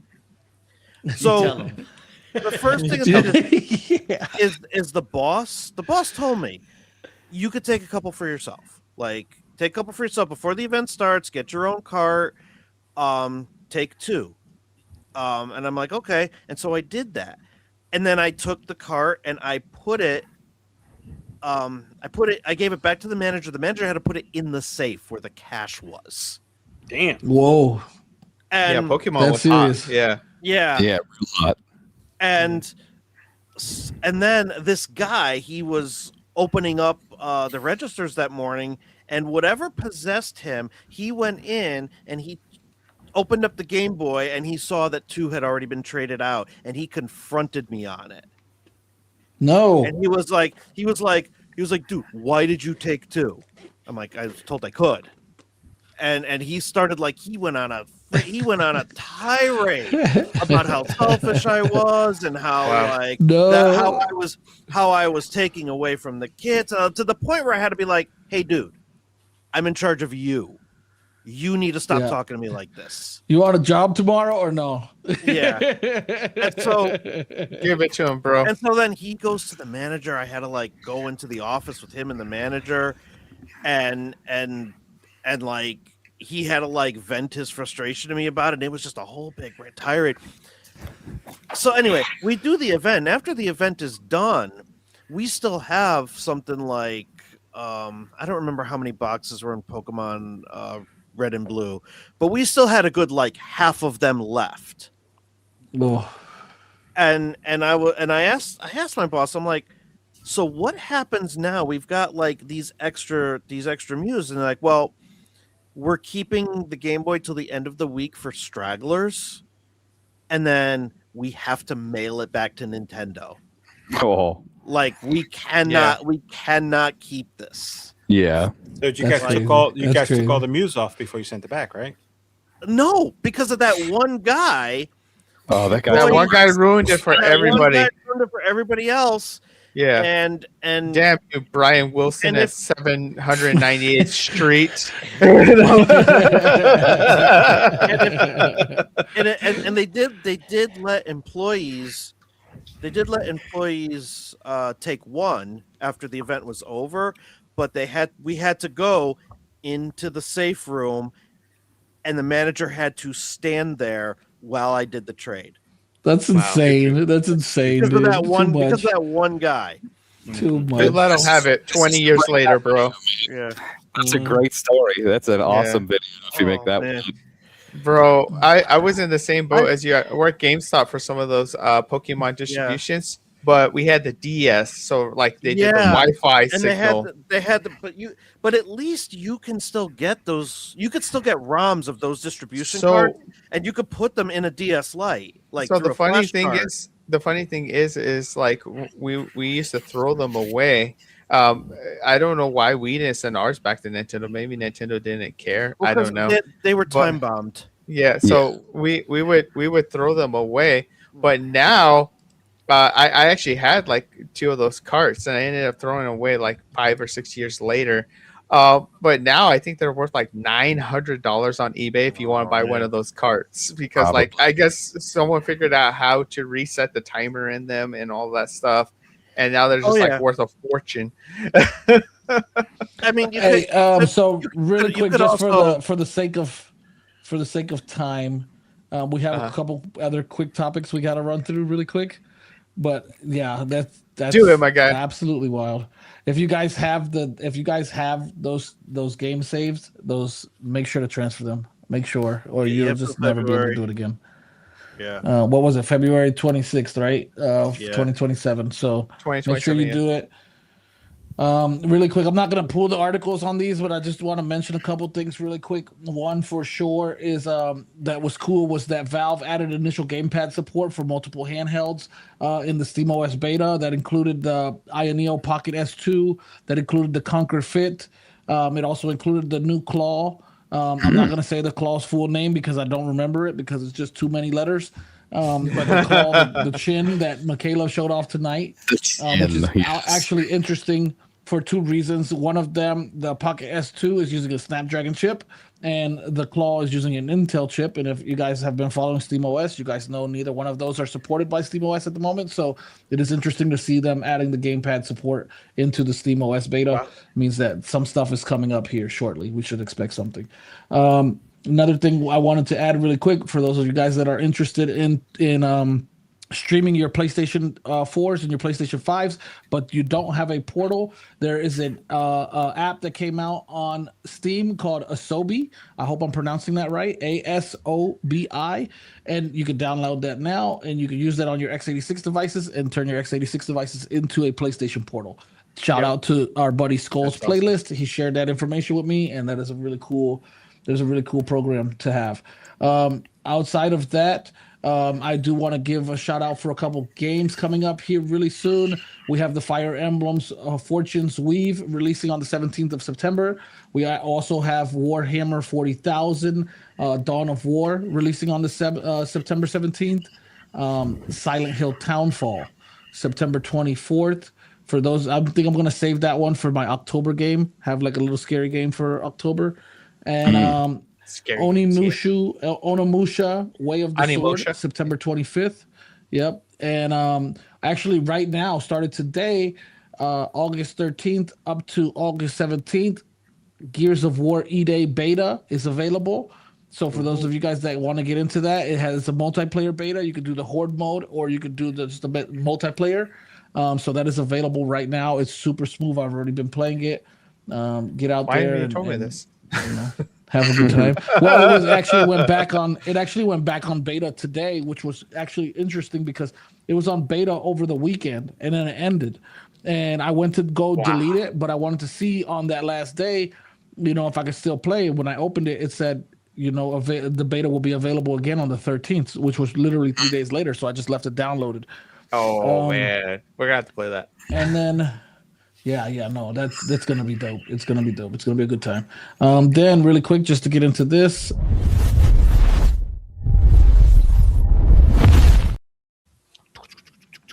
You know, we've been doing this every week, so we have our What the F moment of the week. And for this week's What the F moment, it would have to go to the fact that Alien Firestorm Elite Cloud version shut down on the Nintendo Switch, and nobody's getting a refund. So Nintendo Switch, for those of you guys that know, hosts a couple of cloud versions of games, and one of them was the Alien Firestorm Elite. It got shut down recently. Nobody can access it, even no matter how much you paid for it or how recently you bought it. You know, so for those guys, it's shut down. But it made me think to myself, because there are other cloud variants of games on the Switch. So I looked up a list, and they have Kingdom Hearts, the masterpiece for cloud, which includes the HD 1.5, 2.5 remix, and HD 2.8 Final Chapter Prologue, as well as Kingdom Hearts 3. That is a cloud version. I'm not saying it's shut down yet, but be mindful. If it happened to one, it can happen to others. Also, a Plague Tale Innocence is a cloud version, along with a Plague Tale Requiem. Dying Light 2, Stay Human. Marvel's Guardians of the Galaxy. Pathfinder, Wrath of Righteous. The Forgotten City, and The Medium. All of these are cloud versions, as well as I know there are some Resident Evils that have cloud versions as well. So just be mindful. I wouldn't even consider picking up cloud versions, guys. If you guys see cloud version on that title that you're looking at, just skip it, buy it on a different system or something else, just because you don't want to get your games taken from you, right? Like that's not a good feeling. Okay, now I just brushed through all that stuff really quick just to make time for whatever else you guys wanted to talk about. You were rocking it, bro. Yeah, Here. so. Dude, you have no idea how disappointed I was when I saw Kingdom Hearts on the Switch, and I'm like, dude, I'm getting this. I didn't read the fine print. I didn't look at anything else. I was like, download. And it's like, oh, you need network connectivity. I'm like, dude, I just downloaded the game. What do you mean? And it's a freaking stupid cloud game. So I hope it goes away because it's, like you said, it's dumb. For all that, you might as well just get the ROM, ethically get it from somewhere and play it on a RP6 or Nova or whatever it is you want to play it on. It's this way you actually still have the game. Yeah. All right. Let's do it. I'm gonna do something. You ready? What is this? It's time for question of the day. You guys thought I forgot. I did. Thank you for that. No, I don't forget. Yeah, all right. I don't forget. Yeah, shout out to Chill Out. He was straight out here spitting words, and they were always clear as day. So, I don't really thank know. you. So all right, so we do question of the day weekly, and this week, Mr. Young Graham says he has something for us. I asked him if he had a question of the day prepared, and he pulled the book out. So, I do have the book. We've gone through actually like 3 or 4 of them already. So I guess you want me to go through one of them we haven't? pick when you want to talk. You want to ask? Yeah. Let's see here. What do you guys think about the new Mod Retro N64? Because I think it's cool. I like what they've done with the hardware, but I don't know if it has a place in the marketplace right now with what we've seen already from Analog. Okay, so the hardware is awesome. Just not a fan of N64 games, man. it's so hardware. The hardware is so dope, but the catalog, it's probably my least favorite Nintendo. I this is probably gonna get me booted. I'd rather play Virtual Boy games than N64 games. what? Oh, no. All right. Hey, Alex. Boom. I mean, no. Sacrifice somebody's audio. What the heck? There you go. What the heck? No, Say less, bro. You're not gonna tell me to kick Matt and I not take that opportunity. Hey, He's out of here. He just disrespected the Nintendo 64. Yeah, for real. Holy smokes. He compared it to Virtual Boy. This is one of the few moments where I actually agree with Matt on something. Oh my I god. like the N64. I don't think it's aged well. No, not at all. I agree. I can agree. I was waiting for Tula to say so because I'm like, he booted me and his ass has the exact same opinion that I do. Yeah, I do have. Well, I mean, but the whole Virtual Boy part is kind of crazy. But I mean, there are still a couple games on N64 worthwhile. Mainly for me, it has to be Mario 64 and Mega Man Legends. Even though now I prefer to play the PlayStation version of Mega Man Legends. Plus, on top of that, PlayStation has Mega Man Legends 1 and 2. So I think I crapped myself the first time I walked into a GameStop and saw 3D Pokemon for Pokemon Stadium. Like, I don't think that there was a moment in gaming history where I could say I walked into something and my jaw just dropped. Like, seeing your 2D pixelated Pokemon 3D blew my mind. Yeah, that was legendary. That was a legendary moment for sure. I felt the same about Mario walking into a Toys R Us and seeing the display unit and seeing a 3D polygonal Mario. Dude, and being able to control him and run him around in a 3D space. 3D polygonal Mario is the perfect description, dude. Keep in mind, like I'm not as old as Matt. I can't. How the hell is the Italian dude from the Northeast saying Mario wrong? Oh my god! No, it's only you Mario. saying it wrong. Okay. You got the Wish.com version, while the rest of us played the official game. He's an Italian You dude know? from the Northeast. They invented the Doesn't damn matter. the word. He can read. And we pronounce it Mario. No, Because that's one of his people. Okay, it's okay. You see, you're not gonna tell the Italian dude like how to say it. All right, like, Exactly. You're not gonna But do that, listen, to right? you guys are all something. to answer, I think we're getting off topic. Let's Yeah, to answer his question. yeah, to answer Graham's question, I like how Mod Retro does some of their releases where, again, they do the nostalgic thing. They give you the multiple colors. Like I'm looking at it right now. They have a red M64, but if I'm All their honest, colorways are on fire, dude. yeah. But Yeah. if I'm honest, the thing that sours this for me as somebody who did get an analog pocket is these things end up going for crazy prices. The way they're released are kind of haphazard. And if I'm honest with you, as much as I like the Nintendo 64 for pure nostalgia, because that's like a system I remember getting for Christmas, we have too much good hardware that we can play a lot of these games on already. So if you already have the cartridges, I'm fairly certain that there's a way to, ethically get your ROMs off of those cartridges and play them on better hardware. It just, to me, doesn't make a whole lot of sense to drop the money on gorgeous, that. man. That is, And I mean, for me That too, slimy green, multiplayer. dude. Oh yeah, I think multiplayer is like the biggest thing here. I think like the N64 for me was lacking a lot of just like decent first player games, other than the obvious like Mario and that type of stuff. But for like going back into Smash and going back into like we played a lot of like the battle tank games, and there's just a lot of bad 3D games that still hold up and are funny when you're sitting there having a few beers. So this is the only thing I'm going to say before I pass it on, right? I don't know if anybody played recent Mario Party games. But I don't know if you guys remember, but the first Mario Party, there were games where you would put your whole palm on the joystick and rotate it. Yep. Yeah. Now there are warnings on the current Mario Party games not to do that. That's how epic Mario Party on the Nintendo 64 was. You could damage your hand and the controller all at the same time. Just I remember some controllers, just the stick breaking from the friction. Wobbly. Yeah. I'm just saying that's how We'll bring that back up in millennials a became moment, man. tough. Yep. Okay, we hurt ourselves playing games, but yeah, that's where I stand with that. You could pick up the Mario Party carts for dirt cheap and get a Japanese version, and then everybody doesn't know the rules, so everybody's in the same boat.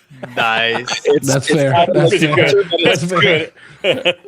I like that. That's fair. good, man. I can answer really quick because my answer is gonna be quick. First of all, shout out to Mod Retro. These colors are freaking sick, dude. They Like are awesome. super sick. Missing the blue. But to be really honest, it would be a shelf queen for me. I don't really have interest in not only playing N64 games. Like, shout out to N64, dude. It changed a lot. Like, there's a ton of mods and stuff that are built off of N64 games and current like Android ports and stuff like that we wouldn't have access to if it had not been for N64 and the games that they brought with it. That being said, I don't have interest in playing physical games in low resolution and slow frame rates and things like that. I lived that era. I enjoyed it. I appreciate it for what it was. But now I have the opportunity to upscale this stuff, to play it at higher frame rates, to play it on nice OLEDs or beautiful IPS displays. And I don't really care to go back into that. For those who weren't there and want to go back and revisit that or visit it for the first time, more power to you. I embrace that. But for me, like I said, this thing would be just a prop or a piece of shelf candy because it is beautiful, but I won't use it. So Totally fair. that's my opinion. Yeah, Let's I, move And it I looks think better than I'll analogs. go next on that one. I am here. I'm in agreement with Too Loud here. I feel like this is more of a collector's item than actually something people are gonna buy a ton of. It's not like every single person is gonna run out and be like, "Oh my god, I need an M64." A lot of people don't even have the original cartridges anymore, so now you gotta go like hunt cartridges down, or you gotta buy And they're expensive. their software to be able to play the games. And then one thing I gotta say that just from looking at the website that really kind of annoys me is the price for this is $229. Yeah, it's cheaper than what the N64 came out at, but it says free shipping for $240. So you're telling me you're gonna cut me for $2, bro? By the way, they also No, I didn't even you catch gotta that. buy one of the. You gotta buy one of the games. No, I didn't Give even me catch this- that, dude. and a controller. Yeah. Yeah. No, I should just get the unit for free shipping, bro. I Wait, get it. wait, They're trying wait. to upsell, but It damn. doesn't come with a controller at No. $220. Bro. No, it's literally just the No. box. Look And at the controller next. they're It's gonna like hook, $90. hook you Oh, I up thought with they were one of only these like $90 $50 or $60, controllers. Graham. I didn't realize they were $90. You can get the Hyperkin wired one for $29.99, but if you want the You mean the second M64, you gotta get $90. It's Yeah, the yeah. pro controller, bro. It's pro. This is Yeah. this is expensive, and I know that they're trying to hit the nostalgia feel. But everybody, go out and just buy a really crappy N64 on eBay and just For like start there, bro. Yeah, start there. And get the Japanese games. It'll be great. Just don't worry about it. Yeah. I mean, Michaela, where do you stand with this? I mean, I have an N64 with an Eon HDMI adapter, and I've been rocking that for years, and I will probably just continue to rock that. Fair. Yeah. That is You fair. need anything else? Yeah. That That is AMD fair. red is fire though. Jeez, like Yeah, no, literally they're sucker me gorgeous. into trying to get one, but I'm not.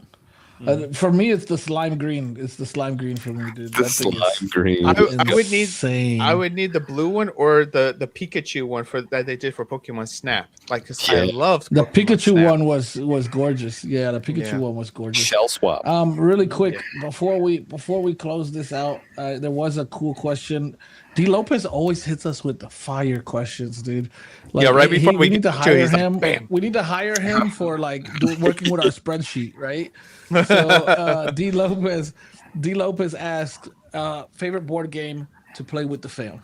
Oh, hold on, to play with the fam. Oof. Yeah, that's a different answer.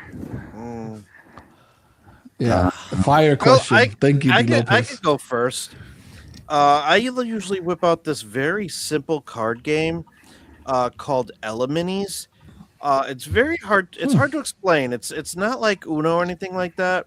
But basically, the goal is that you have to have all 5 elements on your side of the table, and so in order to do that, you just end up like trading elements back and forth and playing cards with effects, and it's one of those like easy to learn, hard to master games, and games could either go like 10 minutes or like an hour, depending on how things go.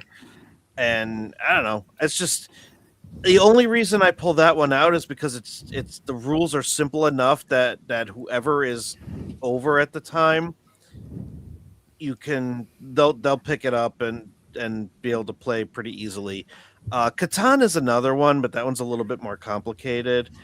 Mario Party technically had a card game for the Game Boy Advance. It was a deck of cards, and you shuffled them and you played them, and some of the cards were e-reader cards. I didn't even know they made a 3rd edition. I have the first one. And some of the cards were e-reader cards, and so if you drew that card, you had to swipe it into the e-reader, and you had to play the mini game that came up on the Game Boy Advance. That's cool. Pretty dope. That's pretty cool. Yep. I've never seen this game. It looks interesting. Well, I can go next because we actually do play board games. I mean, technically, Jackbox is probably the most played thing in my house when it comes to party games. That's a good one. But that's Nintendo Switch, right? So it's technically not a board game. in terms of board games, we have two, and one would be Sheriff of Nottingham, which is just a game where you're trying to get your items across without people knowing. So it's like kind of hiding items, kind of like going through customs, but in like old medieval era. And you got like apples and stuff, and you're hiding bows and swords and things under your apples and whatnot, and try and get it across the other players.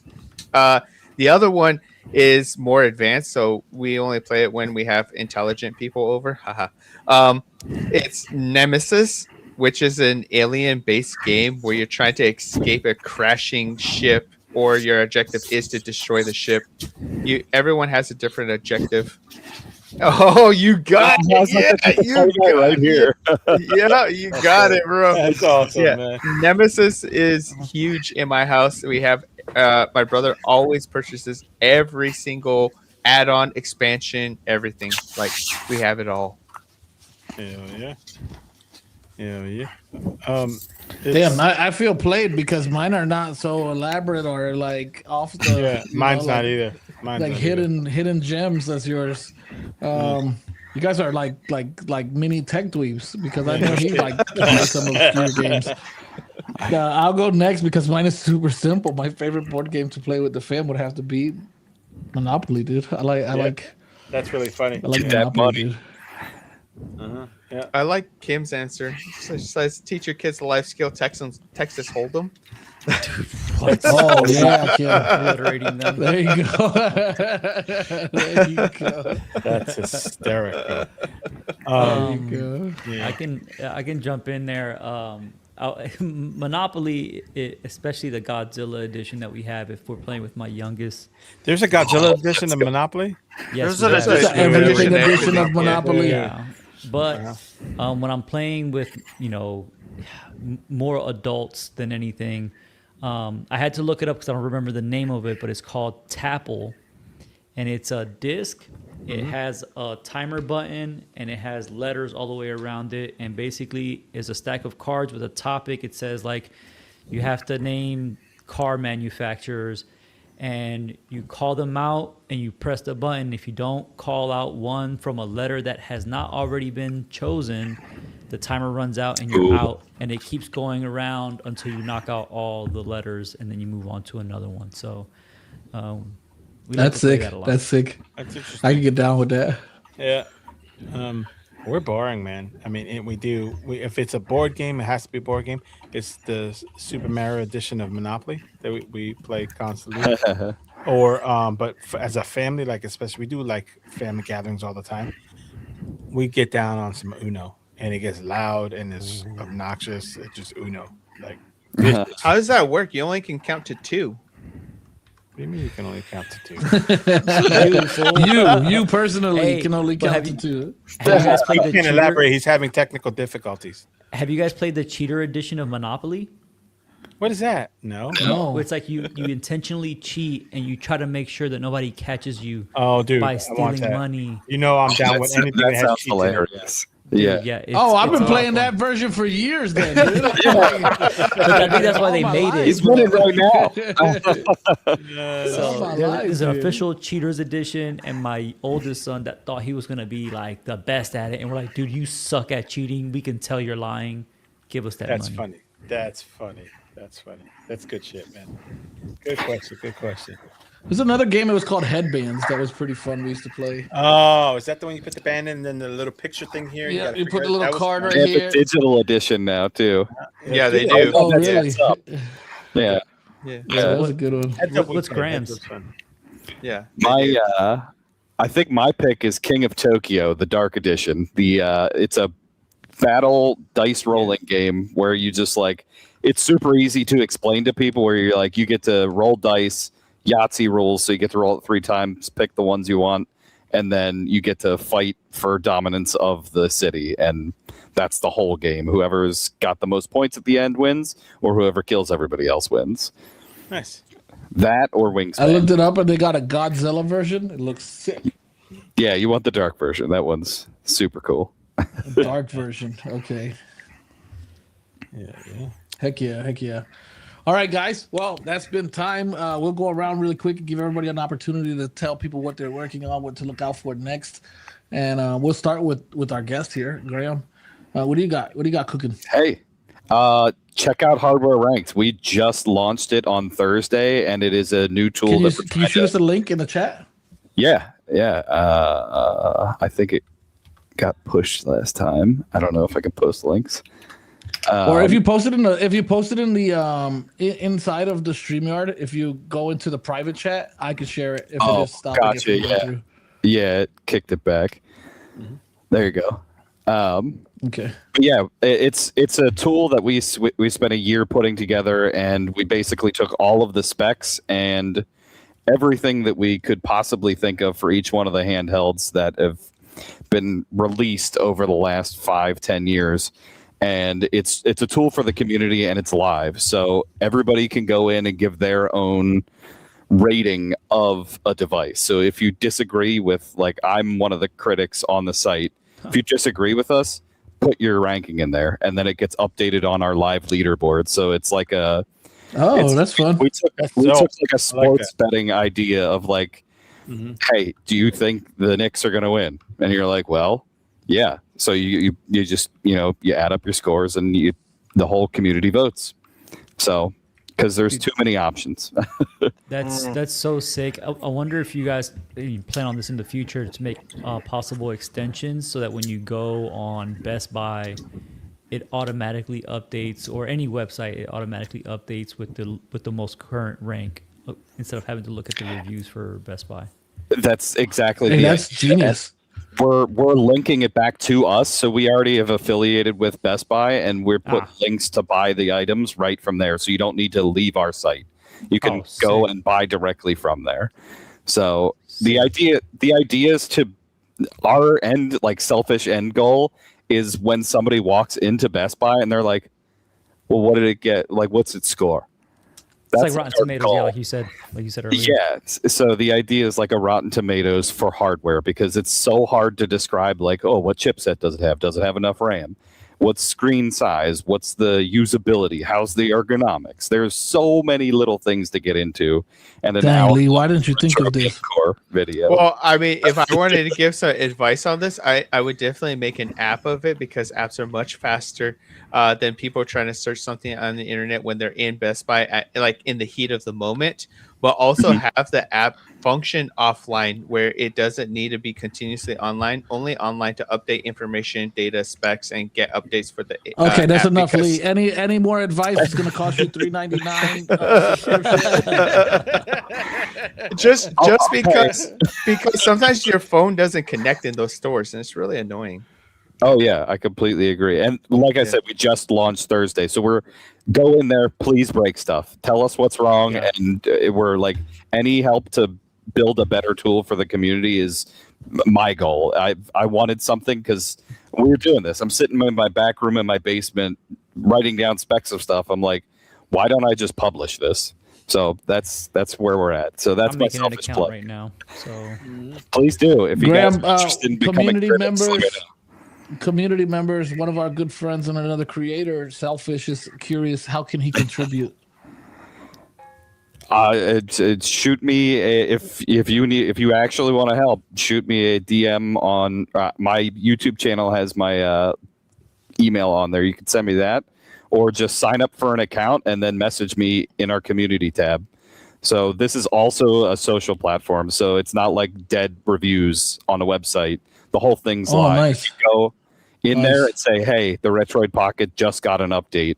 It's now not trash. Like, there was something breaking about it, and some horrible feature was bugged. Well, it's fixed, and we're going to update the score for it now, because it's just better now. So I feel like it's the stuff. sick, Or dude. like, buy a device you can get on eBay, because it's a little cheaper right now. Still a pretty good option. So we have used pricing as well. Because Nice. That's awesome. I think that's going to be a great platform. That's really cool. I'm mad that I didn't think of it first. And second, Well, you and get in first. Secondly, what about as far as your YouTube channel? Like, what type of content do you have coming out soon, or what are you working on? Any concepts or ideas you got cooking? We're now up to four shorts a week for my Davey G channel. So we're reviewing 4 different devices in short form, one long form video a week, and then we're now doing 4 versus shorts, which is specifically based on the not YouTube, but Google Analytics of like Retroid Pocket 6 versus KONKR Pocket Fit, Steam Deck OLED versus the Switch 2. We're doing a singular video for each one of those, and then linking it back to our website so you have a visual write-up of it as well. So those are cooking, man. So very smart. Yeah. Awesome. I'm looking forward to that. Just handhelds. Yeah. Cooking. Exactly. Yeah. So I really appreciate you guys having me on. This is a lot of fun. Thank you, Davey. We hope you'll come back sometime. We'll bring you back again, and hopefully, we'll have more of that site to talk about and look at and actual use. You have used it at that time. Yeah. Michaela, what about you? What are you cooking? You look like you're cooking a club pillow and blanket right now. It's getting late over here. I feel it.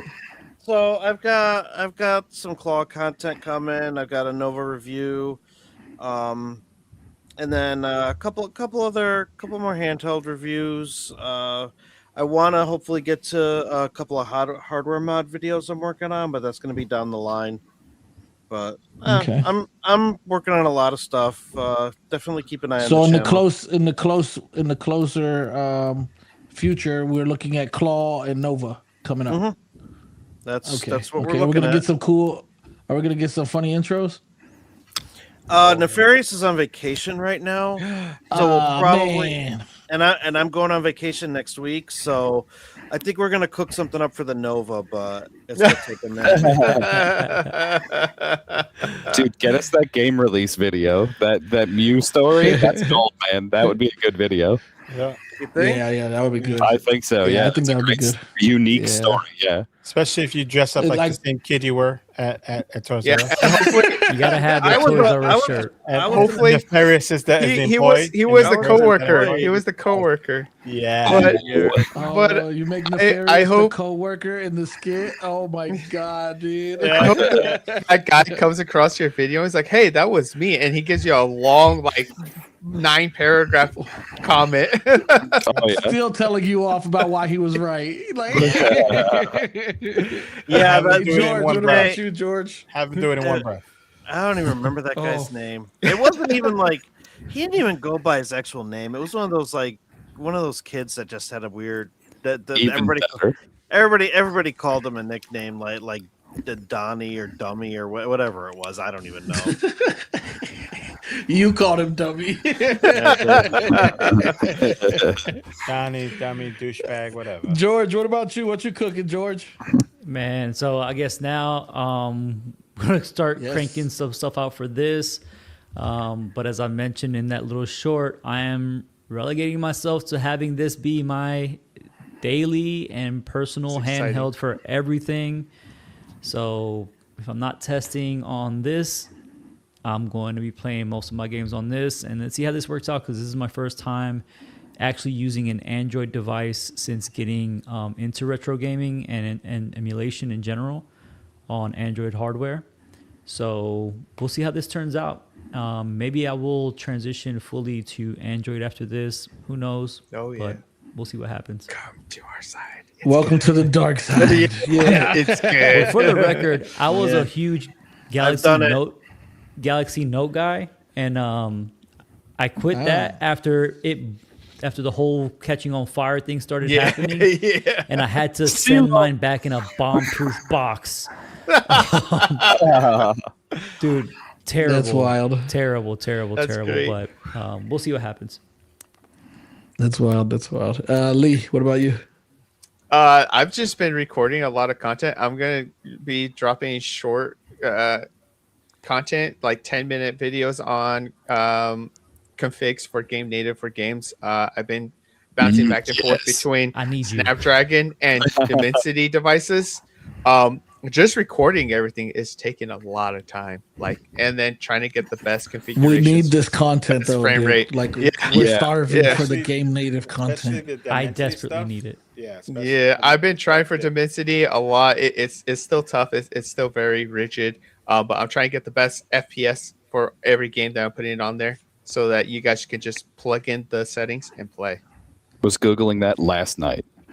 Yeah, Literally. Even Literally creators trying have something figure to it gain from that, dude. We need the Yeah. content. Yeah. Matt, what about you? Well, in the immediate future, I have another RGSP video that I'm working on. Something different besides the initial review that I did. And I have an OXP3, some stuff on that. But coming in the future, I have an OXP3, my personal one that I'm chomping at the bit to get at. I can't wait for it. And my Nova video, I got a couple things like that I'm working on. But in the immediate future, it'll be this guy. I got another OXP3 video, and I got another device right behind me that I'm gonna make a video on soon too. So I got a couple things working in the next week or so. Nice. Heck yeah. Okay, and for me, Yeah. yep, for me, I'm gonna start reviewing beef jerky. Catch my new channel, and I love it. Just kidding. I'm here for it. I gotta do this Pocket Advance review. I'm gonna put it through its paces and see, how I feel about it. Quick feels in the hand. I enjoy it already, but I want to see how it plays and functions for what I'm gonna do with it. Can't wait for mine. I think my Nova will be here tomorrow. I am Me too. working on some X2 Mini Pro stuff with the 388 Strix Halo chip in it. So I have that cooking, and I should have some of that out actually this weekend. Yeah, I don't know, bunch of random stuff. OXP3 is also en route, should be here soon. Let's go. I don't like this thing. I was like, wait, what am a jerk for? Yeah. And I was like, oh, the jerk. Yeah, That is go. the question. No, I think you gotta at least add the Y. Like, no, it's still bad. Too jerky. It should be like, too that's jerk, still- too dry. Too jerk. Yeah, no. What about too beefy? All right, All right, guys. Wonderful stream. Yeah, this has been super fun. Hey, we love all of you guys out there. We appreciate you guys all hanging us with us each week, and we'll be back on Thursday like usual. And if you guys want to catch us to hang with us in the background, make sure there's always links in our description to Handhelds United Discord. You can catch us there hanging out all the time, playing games all night and talking stupid crap. If you want to see us even more, cut loose than you see us here, then go over there. We really appreciate you guys though. So this has been Safe State Podcast, and we're out. I don't like this. I don't like this chat right now.